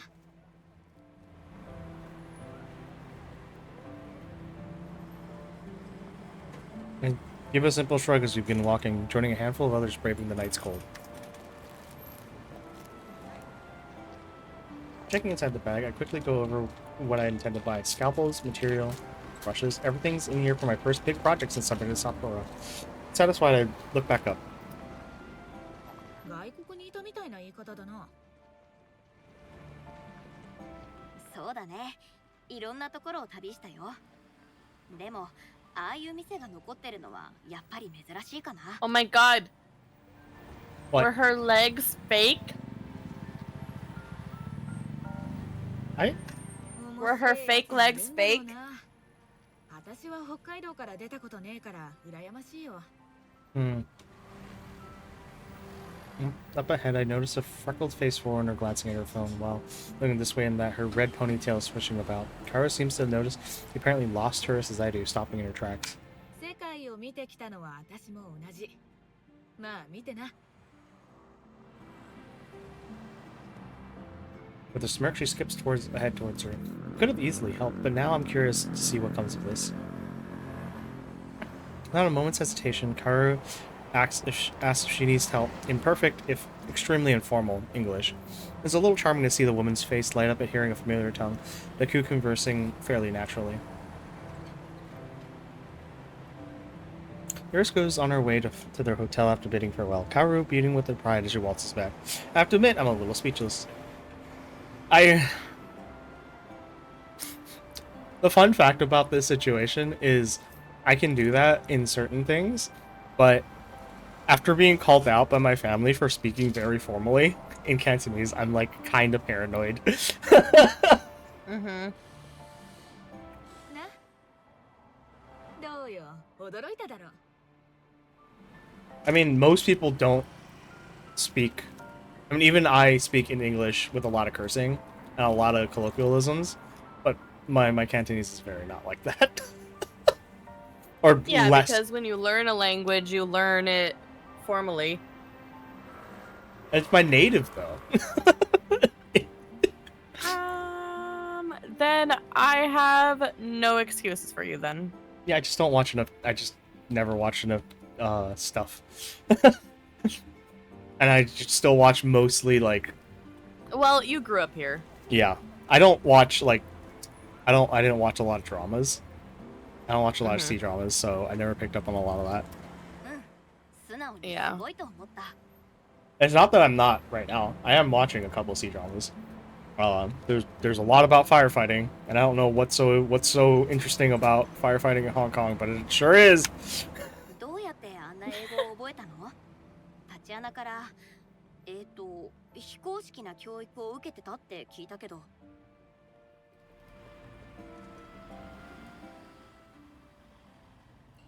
Pride she felt earlier seems to escape like air from a balloon or shoulder something.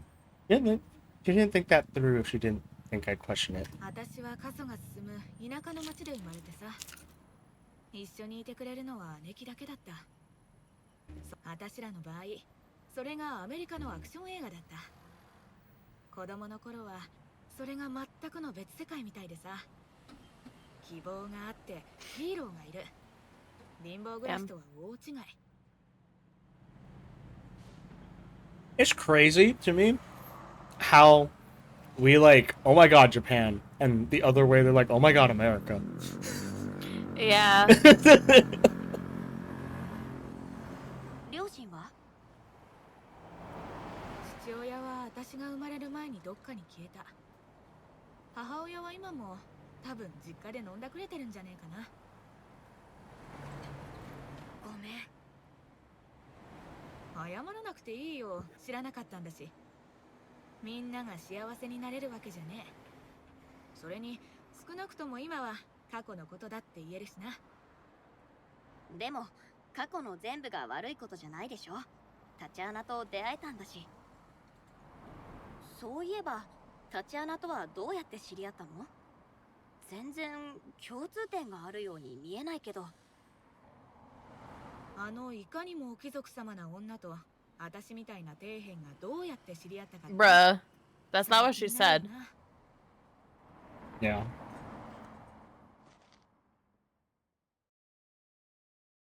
Usual smile fades as she slows her pace before finally coming to a stop.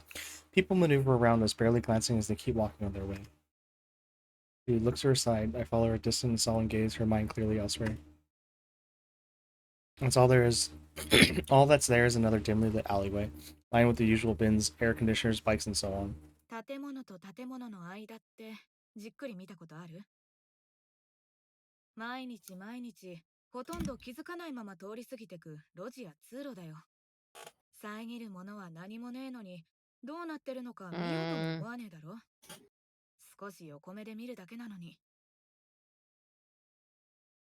言われてみれば気にしたことないかも。But Tatiana did. タチアナは見に来たんだよ。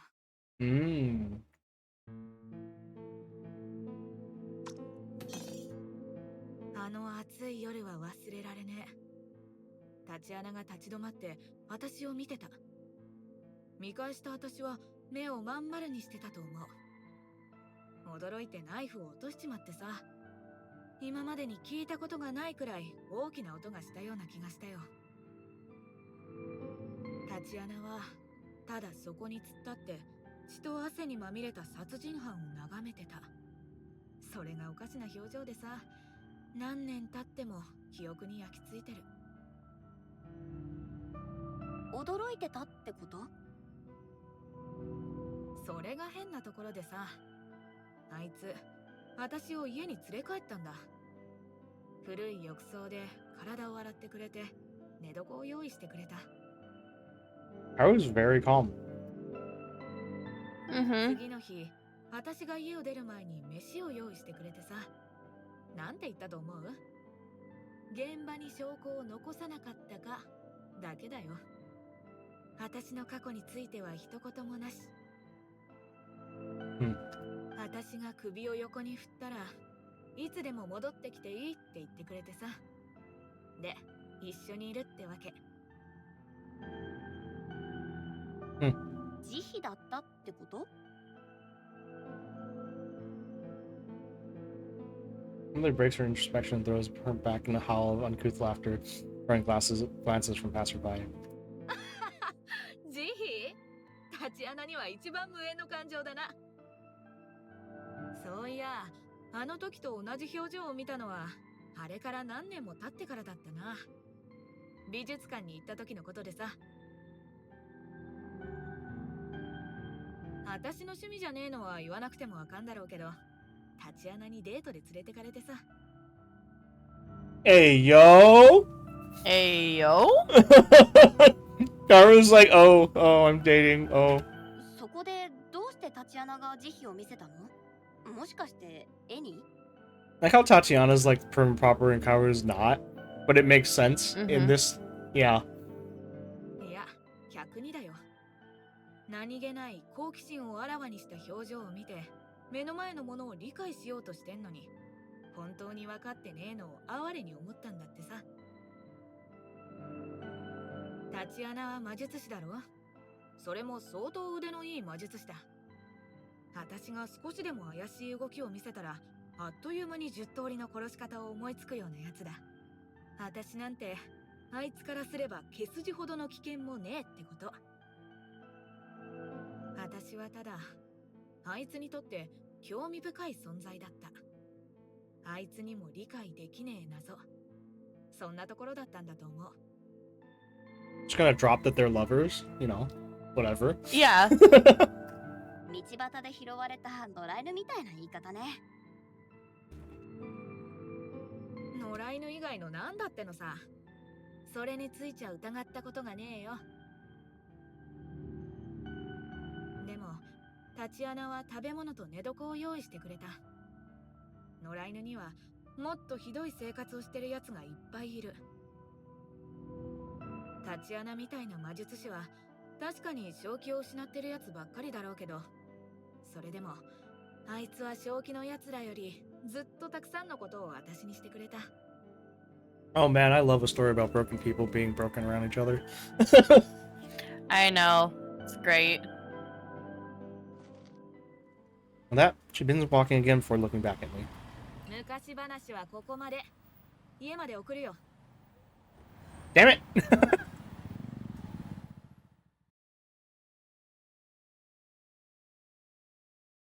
No, I wanna hear more about your date. The long game. Ah, this is where we meet up with her.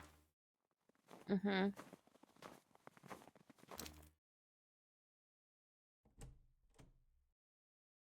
A train trip and long walk through the suburbs finally over. I hear a soft thud echoing around the empty street as Honoka closes her front door. A long sigh of relief quickly ensues. I took a big risk in traveling here with her.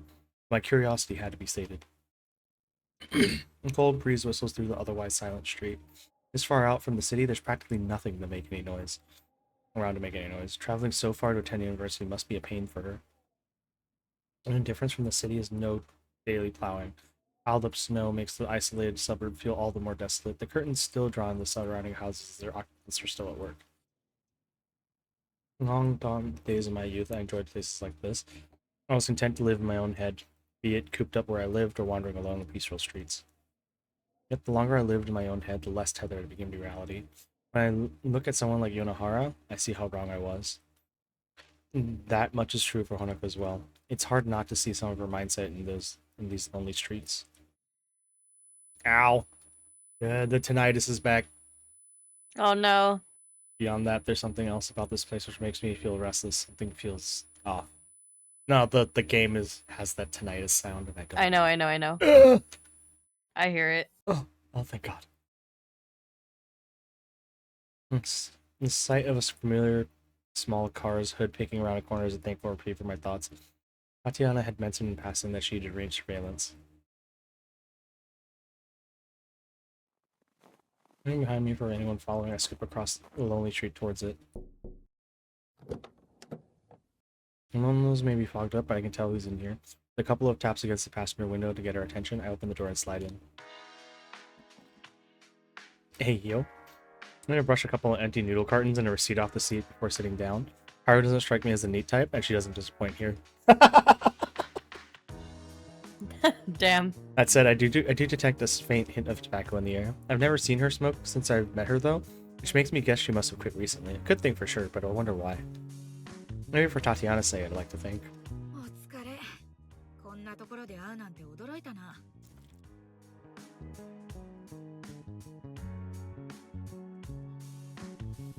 What's up, girl?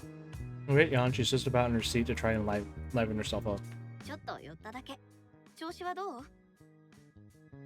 それがさ、寒くて尻が凍りつきそう。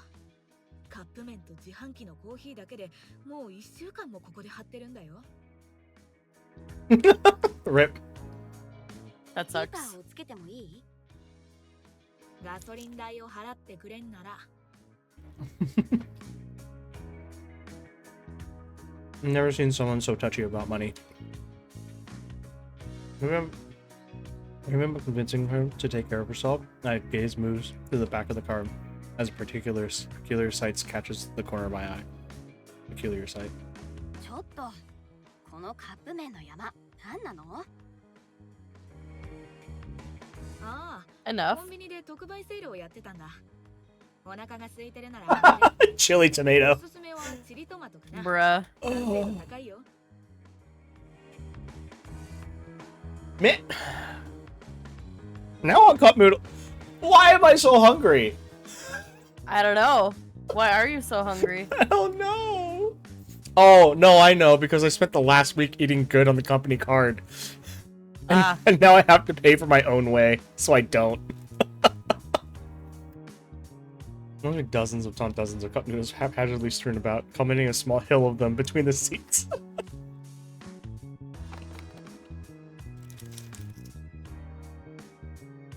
I lean back and pick one off the pile, a few shifting down afterwards like loose pebbles from a mountainside. Up inside is where she gets the water to cook them. 待って、これ賞味期限が切れてる。てか、カップ麺の賞味期限って切れるんだ。Is that an earthquake? I felt my desk move. I didn't feel anything. Earthquake bot.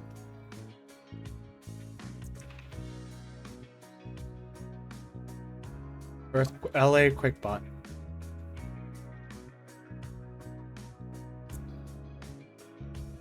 Nope. Weird.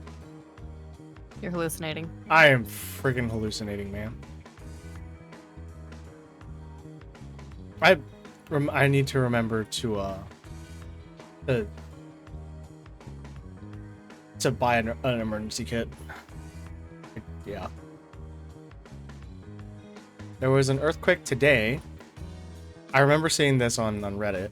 There was an earthquake in Sherman Oaks, but it was like a 2.7. So a bunch of people in the valley were like, "Oh my god, earthquake!" Oh, I didn't feel it. Yeah, you know, it's 2.7. It's like nothing. だから安かったんだって。箱買いできそうなくらい置いてあったしな。安くなってる時にまとめ買いをする。これもライフハックだよ。 Oh my god. Girl. He's never one to shy from giving advice as a shoe my elder. I'm designing against her generous offer. I chuck mine back into the pile in the back seat. I don't want to think too hard about how she lives day to day. タチアナに監視を命じられたんでしょ？面白いことはあった？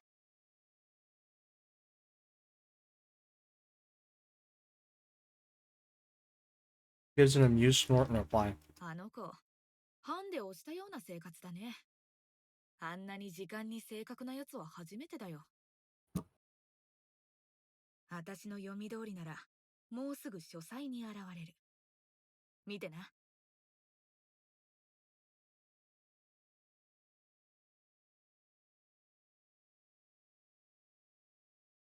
There's a brief silence as you watch. Isn't a great vantage point? Why does she look like that?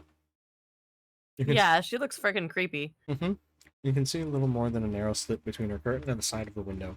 You can just make out Honoka entering what must be her bedroom or study now.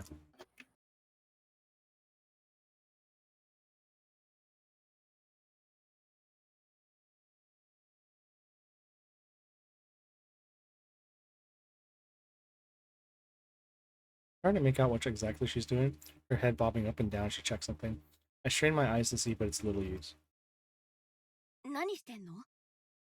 多分血の魔法だろうな。でも面白いのはここから。あと数分待って。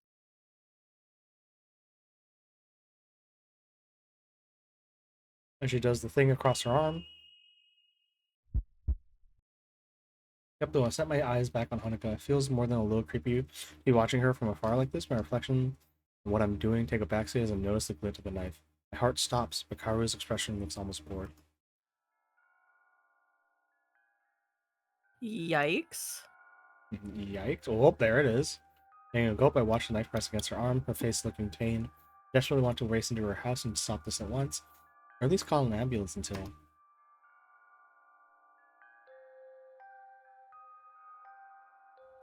倒れたの？あと数時間は意識が朦朧としてるだろうね。 This business does seem to be getting to Kaoru as well, the grimace forming on her face, even as she tries to play it off. つまりほのかちゃんはこの世界に体を残してあっちの世界に行ってるってこと？そんな感じ。魂がふらふらお散歩してる間、体はおねんねしてる。タチアナは全部調べてあったよ。あいつなら当然だけどね。Jonah, Kaoru relaxes back into the seat while holding the back of her head with their arms. てかさ、なんでシノがここにいんの？付き合ってくれんのはありがたいけど、ほのかに見られんのはやばいじゃん。ああ、それなら大丈夫。家まで一緒に歩いたんだ。Also weird. は？ Also weird, yeah. She bolts upright with eyes wide, only to collapse back in her seat once she realizes I'm serious. She practically wheezes out her words afterwards. タチアナに報告するなら立ち会わせてよ。あいつの反応を見てみたい。And savor the fact that Honoka nearly figured me out as well. She's a shrewd woman. A few seconds more, I'm sure I've been in trouble. Tatiana Kaoru here, watching her every move, having worked out her daily routine to the minute. It's strange how two parallel games are being played. Can't help but worried how our two worlds will meet. そうだ、ここから市内までは少なくとも1時間はかかるよね。どうやって帰るつもり？ An awkward smile in reply. ああ、聞くんじゃなかった。No plan is the answer. With that, she throws the car into gear and turns the key. It'll be a long drive from here.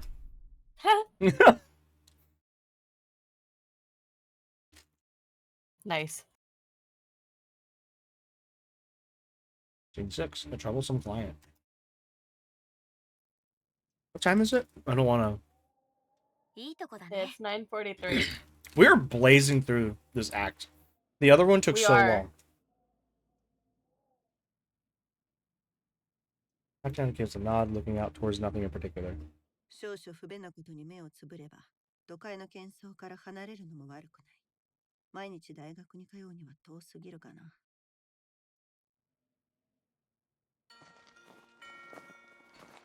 Yonahara wanted to talk with Honoka in person. Tatiana obliged her with the means of transport. Everything was carefully set up for a happenstance meeting, which was nothing of the sort. We walked the street beside the cemetery to pass the time, needing to stretch our legs after the trip. After a while, we take care to remain out of sight of Honoka and out of earshot of Yonohara. I can tell that Tatiana is distracted, even her stoic face betraying something nagging at her. We felt the same thing I did about this place. Yet Kaoru isn't bothered at all, giving a big yawn as to accentuate the point. It has to be latent magic, and magic related to Yasue's stealing if I had to guess. 依頼人のことも少しは調べてるんでしょ？ I'm sure it turns awkward and quickly realize I've outed myself as not being a local. 米原様はこの町では知らない者がいない魔術師だ。あの方くらいの年なら誰でもそうだがな。どんなに若く見えても19世紀末の生まれだ。Old! Old! Old! Old! そう言われている。それくらいの年の魔術師に会うのは珍しいみたいだね。長い年月を経ると人は少しおかしくなる。長い寿命に耐えられないよう作られているのかもな。It will go a bit funny. ほとんどの魔術師は Yeah. 150歳ぐらいを境に人生に見切りをつけてしまう。人が生きているうちに見るものを思えば私にはまだ理解できないが、そういうものなのだろう。Yeah. So Tatiana isn't 150 yet, so she wouldn't know. Mhm. 米原さんは普段ほとんど姿を見せないし、今までに聞いた話も全部あんたの言う噂ばかりなんだよね。あの方は隠遁生活を送っているからな。趣味や生活習慣、何を食べているのかすらわからない。その彼女が私たちの前に姿を晒し、雇いたいと言い出した時の衝撃を想像してみる。それもどこの誰ともわからない若い女の子の世話をさせるためだもんね。Gives a nod, but doesn't elaborate. ねえ、少しも気にならないわけ？この仕事、なんか変じゃない？ Agreed. Mm-hmm. 余計な詮索痛い目に遭う気はない。米原様なりの事情があってのことだろう。それにあの本を処分するいい機会だった。私が聞きたいのはカオルの意見だ。何か言いたくてうずうずしているようだが。最低最悪の仕事だって。あのばあさんが決断するのを待って、次は運転手扱いされて北海道中を走り回ってんだよ。 Oh, she has to clean up her car too. Mm-hmm. タクシードライバーを名乗った覚えはねえよ。私の方こそお前のセラピストになるなんて聞いていなかった。 Hey, yo. そういう立ち穴こそどういうつもりだよ。他の仕事ならともかく全然らしくね。あんたがこんなに親切なんて初めてじゃん。 Couples fight. Couples fight. 米原様は金払いがいい。金の出所は知らないし知りたくもないがな。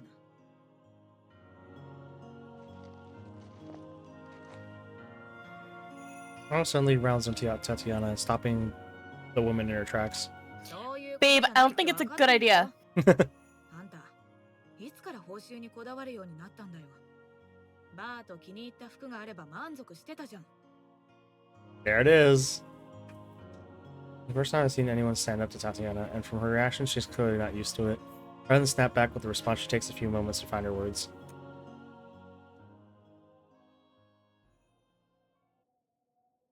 She takes so long that Kara and I both become confused. どの魔術師も自分の体を多かれ少なかれ調整し、少し練習すれば武具を召喚できるようになる。ただし、それよりも高度の魔術は珍しく、使用者固有の能力だ。私たちはそれを才能と呼んでいる。We had this conversation with Yasuo, I remember. Mm-hmm. 米原様はかつて私に才能を見せてくれた。本当の魔術の技を。私は恐怖し、何日も眠れなかった。What'd she do? What'd she do? What'd she do? It'd take a lot to rattle her. In contrast to my concern, Haru simply blurts out what's on her mind. それで、どんな才能だった？ Oh, here we go. 一般人の社会のことは知らないが、魔術師は互い Damn の it! 秘密を守るものだ。Ah, man. この仕事から降りたいなら聞かせてやろう。聞いて今すぐ帰るといい。だが私は一人でも続ける。Haru gives her proposal the briefest thought before sighing and scratching her hair in frustration. あんたと違って、私はお金が大事でね。前回十分に稼いだだろう。全部競馬ですった。 God damn it, Karu! Girl. 米原さんとお姫様の話はここまで。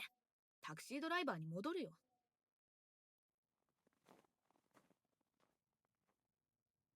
Haru slinks away, hands sunk into her pockets like a sulking schoolchild. My raised eyebrow at Tatiana afterwards earns a confused rebuke. その表情は何だ？私に同じ提案はしてくれないわけ？お前が独りよがりなゲームをしているのは分かっている。だが、思っているほどうまくいっていないようだな。Damn! 私が信用できないってこと？信用に値するか、見せてもらうのが先だ。Damn! From that, we follow Karu to the car ahead. I took one last look toward the suburb, its streets silent save for the footsteps of a small party. What's in it for you, Karu? I mean, Shino. Yeah, right? Tatiana hurries to hold the back door open for the approaching Lady Kanehara. Her black shawl covered the brilliant vermilion kimono underneath, and make sure to slip in unseen from the other side, lest Honoka notice me. I turn a key and twice over, the engine finally wakes from its slumber and wheezes to life. Perhaps it's from nerves around Yonohara, or simply icing conditions, but Karu's driving proves unusually careful today. A certain tension hangs in the air, like questions piled high unable to be said. Questions pointed directly at the dour woman in our midst. Tatiana seems to have made her peace with this, but Kaoru is visibly distracted. I can't blame her. 聞いてもいいかな。ずっと気になってたんだ。 Oh, she's gonna ask. どうしてもというなら。あんたの姉が封印されてるとかどうとかって話だったよね。で、ほのかが、ほら、そこに行ったとか、こっちに来たとか、とにかく方法が分かったってこと？ A valid question. Valid, yeah. The way Kaoru was tripping over words is almost painful to hear. Her partner beside her remains silent, comfortable to let the situation play out. Yonohara replies with the same apathy she endows upon everything, her gaze still pointed out the window beside her. 時々、あの娘は両親の墓に話しかけていた。あまり気に留めていなかったが、ふと、あの女が好きだった芝居の話になった。そしてすぐに姉の名を出した。つまり、ほのかがきっかけでお姉さんのことを調べ始めたってこと？そりゃきついわ。 No reply comes forth, save the sound of traffic around us. Discontented mumble from beside me is all that's said for the rest of the journey. 何が中心蔵よ。バカバカしい。 What? Hmm? What? Hmm? Huh? Huh? Huh? You can't not. What? What? What do you mean? You can't not translate that and just be like ridiculous. But sure, game. Whatever. What do you mean? One foot after another, I plod along the snow-covered path towards Honoka's home. Oh, God. Sorry. The fireworks sounded like something else for a second. Where are my joints seizing again, the increasingly bitter winter. My pace is slower this time around. After our talk in the library, it's now clear that Honoka's fallen for Yasue. Things are going to get complicated now that I lost my chance to gently pull her away from blood magic. That's why I had to call in sick to the university. It's inevitable that things will eventually come to a head, but I want to see things for myself beforehand. With Honoka attending lectures, and now knowing that Kaoru can and can't see her around her house, the stage is set for my own intervention. Tatiana might be too cowed by Yonohara to do this, but I have no such apprehensions. A shame, really. It looks like we won't be earning her trust anytime soon. What? Oh, it's the play that Yasue performed. Reaching Honoka's house. Wait, what? Chushingura was the play that Yasue was performing. Oh, okay. Got it. Thank you. Entering Honoka's house, I carefully maneuver around the back and out of my coworkers' line of sight. Neither of them need to know about this. It'll be easier for everyone if they don't. No, not a leaf is stirring about as I look about, leaving me satisfied that it won't be noticed. Eyes. With that, my eyes closed and my thoughts turned inward. This is a risky thing to try. I can't completely understand the nature of Honoka's blood magic, nor how she finds Lady Yasue. This is only a guess at how she's managing it, and I suspect she doesn't fully comprehend the forces at play. On myself, I try to focus my thoughts on the task at hand.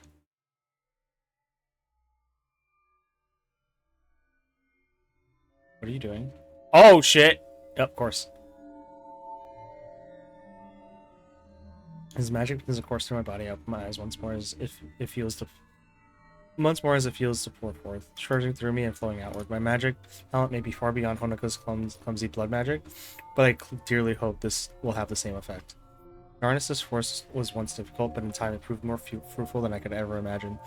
Dominating the forces within, what was a raging torrent suddenly collapses into no more than a pinprick of concentrated energy. Just a little more and my soul will be torn away from its physical form. A little more and...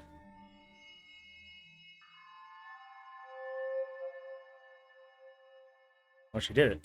Kind of. There it is.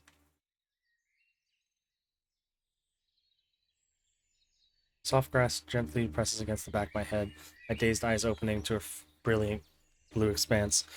Suddenly realizing this isn't where I was, far from the maudlin gray sky of winter, I scrambled to my feet. Startled birds nestled in the trees around me fly off, squawking the peace of the forest disrupted by the rude intruder. Stupefied by what's just happened, I'm reduced to glancing about my surroundings.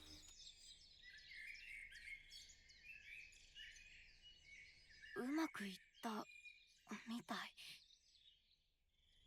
All I can do is mumble whatever's on my mind as I glance around in disbelief. The warmth, the green tips of the trees around me couldn't be further from the winter's chill if I tried.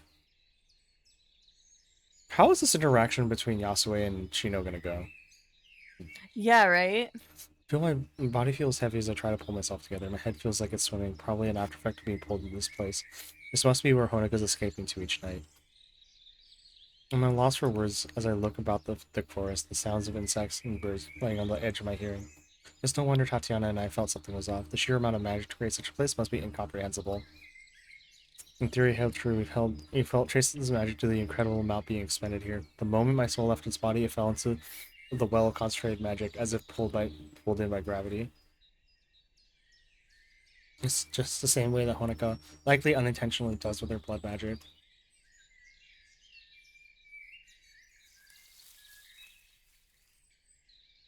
Shuffling my feet on the ground to check this conjured ground is safe, I'm met by the reassuring feeling of dirt and grass against my shoes.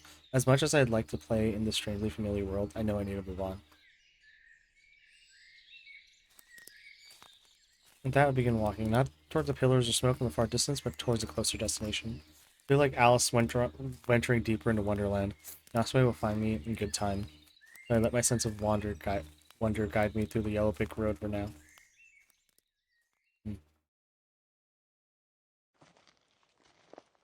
Oh, interesting. That's from one grave to another, paying my respects to each. Yasue considered this place important enough to recreate. Those laid to rest here no less worthy of existing in the city itself. That speaks well to her character. His entire world is a near perfect recreation. The same place, but in Yasue's time. The landscape looked familiar, and the first sound of civilization has confirmed it. A strange moment of somber reflection this is, when combined with the awe inspires from his creator. Yep, where another mage might conjure a simple martial weapon for self-defense, Yasue has raised the city and its surroundings from nothing. I suppose one could need a hobby after a century of solitary confinement. How she hasn't gone mad eludes me. That solitude ended with the arrival of Honoka. So too has it ended with my own. Nearing in, they're approaching a platter of wooden sandals on stone. I turn towards the entrance. Okay. It was the woman who conjured this strange yet familiar world. Not decidedly, the woman slows. We simply stand for minutes on end, judging each other in these surreal circumstances. Her eyes betray a long-lost joy of the company of another, tempted by the ache of a lonely heart. Her clothing is cheerful and hairstyle relaxed for their era, at odds with the pain so clearly written on her nervous face. Ah, I see. Her hair has become depigmented by the absurd levels of magic she's ascended. Another rare sight among so many today. Ah, she's just... Oh, that's why her hair's that color. Yeah. Yasue tries to speak, but the words failed to come. I offer an unassuming smile in response, before strolling past her. They say I don't have anxiety about being in a domain of such a powerful mage would be a lie. I do my best to mask it with casual indifference. どこへ行くのかしら。私たちみたいな人間は墓地にふさわしくない。魔術で死者を冒涜することになる。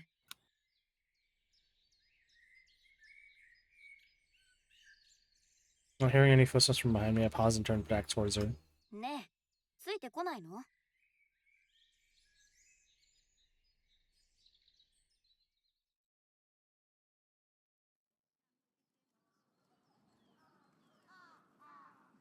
It's a long way into town, the day wearing on into sunset as we walk, yet not a word is exchanged between the two of us on the hike. Instead, Yasue silently stares while keeping her distance behind me, gauging me all the while. As we enter Sapporo itself, the first townspeople going about their day become visible. It's quite a sight given the splendid nature of Japanese and foreign mixture of Japanese foreign fashions. The era could only be the early 20th century. The styles are unmistakable. I thought she was alone in this world, but perhaps not. Yet sparked by curiosity, I noticed street vendors selling simple wooden toys from a stall at the side of the road. Given the chances to investigate, I saw him in front and lean in, intentionally examining every detail of the shabby man. A scant few moments is all I need to realize that I'm seeing rightly, writing myself afterwards some disappointment. There's nothing behind those eyes at all. They're a form without a soul. ただの人形か。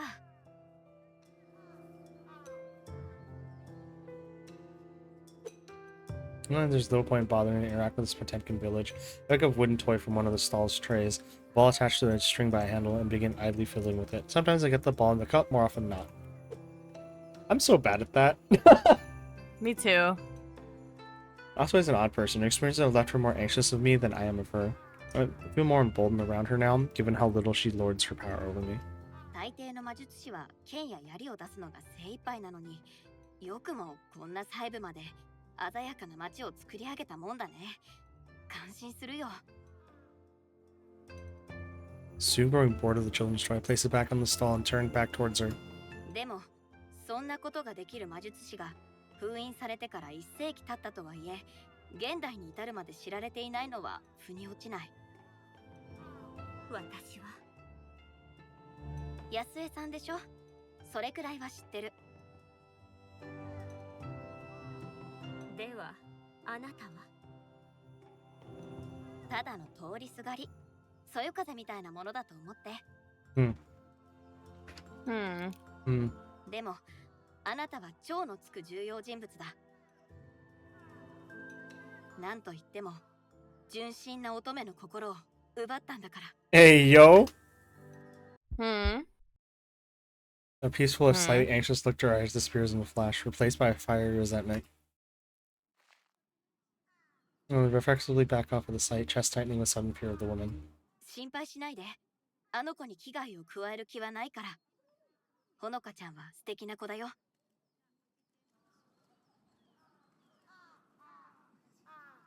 And fire slowly leaves her as Yasue realizes the honesty of my words.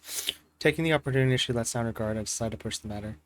それが私がここに来てあなたと話したかった理由。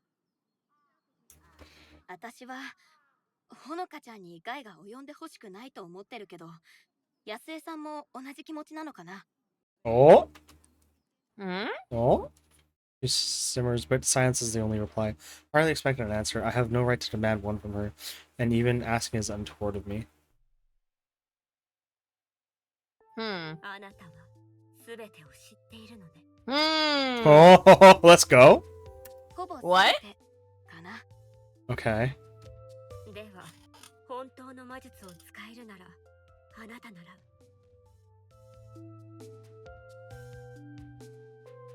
My evasive look away doesn't go missed. 助けてあげたいのは山々だけど、わからないことがたくさん残ってる。今はまだここを突き止めるのがやっとだから。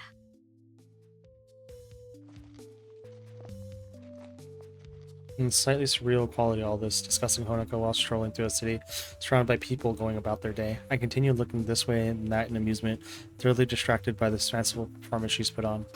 すごい才能だね。同じ魔術師として言わせてもらうけど、素直に感心してる。ありがとう。もともと歌舞伎の演出で何度も使っていたの。あなたの時代のものとは少し趣が違うようだけれど。In her time, how little she actually understands anything that's happening around her. A mage using her powers for kabuki performances, though? My brow furrows as I try to recall hearing anything like that. I'm sure I've never heard of that in all my years. How odd. あなたは現実世界のほのかを知っているんでしょ？あの子は大丈夫なの？大変な思いをしているようだから、どうにか元気づけたいけれど、素直に話してくれないの。With that, we abruptly stop in our tracks. She was going to come up eventually, and it's for the better that it was from Yasue. 厄介な質問をするのが得意なんだね。わざわざ聞くってことは見当がついてるんでしょ？私の時代では誰もが偉大な魔術師だと言ってくれて、ほのかも私を褒めてくれる。でも私は何一つできないの。自分のためにもほのかのためにもね。ほのかを助けてあげて、お願い。Never smile to try to reassure of my intentions, but it's a weak one. My opinion of Yasuo yourself may have improved, but it's only made all the clearer now. Both are victims of their circumstances. できる限りのことはする。それくらいは約束するよ。じゃあ、そろそろ行かなきゃ。私が歴史学者ならここに残りたいところだけどね。あなたの作ったこの世界、本当にすごいよ。でもね、私はあなたに会いたかっただけだよ。安江さんをこの目で見ておきたかった。では、あなたの判断は？私が何か言っても何も変わらないことはもう分かってる。それに愛し合う二人の中に口を挟む権利なんて私にはない。Ah, she knows, like, go be gay. Y'all are in love. I can't do nothing about that. Yeah. What was it? The power of love? It's always the power of love. Mm-hmm. I couldn't help to, hope to tell the purity of her feelings for Honika from such a brief meeting, but my worst concerns were gone. Unfortunately, that only makes their separation all the more tragic. Nasue's desire to keep me here, if just for company, if nothing else is written plainly on her face. Yep, we both know she can't prevent me from leaving. It's not like I can help her escape this place, and I'd rather not dawdle either. It'd be awkward if someone were to find my lifeless body in the real world, especially if it were Honika herself. As I let go of my grip magic has on me, the now familiar feeling of soul transference twists and distorts my senses. It's an unsettling feeling, one I could never quite get used to, and the one I feel sorry for Honika being forced to experience so often. It's my sense of self withers and wanes. My one last thought comes to me as I leave this world.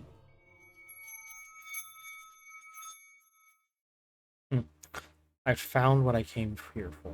What? What did you come here for? What did you come? Yeah, what did you come here for, Shino? Yeah, but what did you come here for? What? Crossing the Rubicon? Oh, we're gonna figure out what the frick she's after now. Next time, though. It's 10 o'clock. It is very 10 o'clock. It's 10:10. I'm tired. Time to sleep. Time to big sleep. Anyways, thanks for watching, everyone. Are they gonna be able to be gay for reals? For real, for real? Or is this gonna end in tragedy? Anyways. We don't know. We really don't know. Alright. Architect is chatting. DD Muse playing Simulacra. Jojo Gaming TV and Richard are playing Infinite Wealth. Anime Jr. is playing Death Stranding 2. And Triple L Supreme is playing the 100 line. Oh god. We can raid literally anybody because we took a week off. Yes, true. True. We raided Richard a bunch, so we can raid let's see. Let me check because I can see the raids in the past.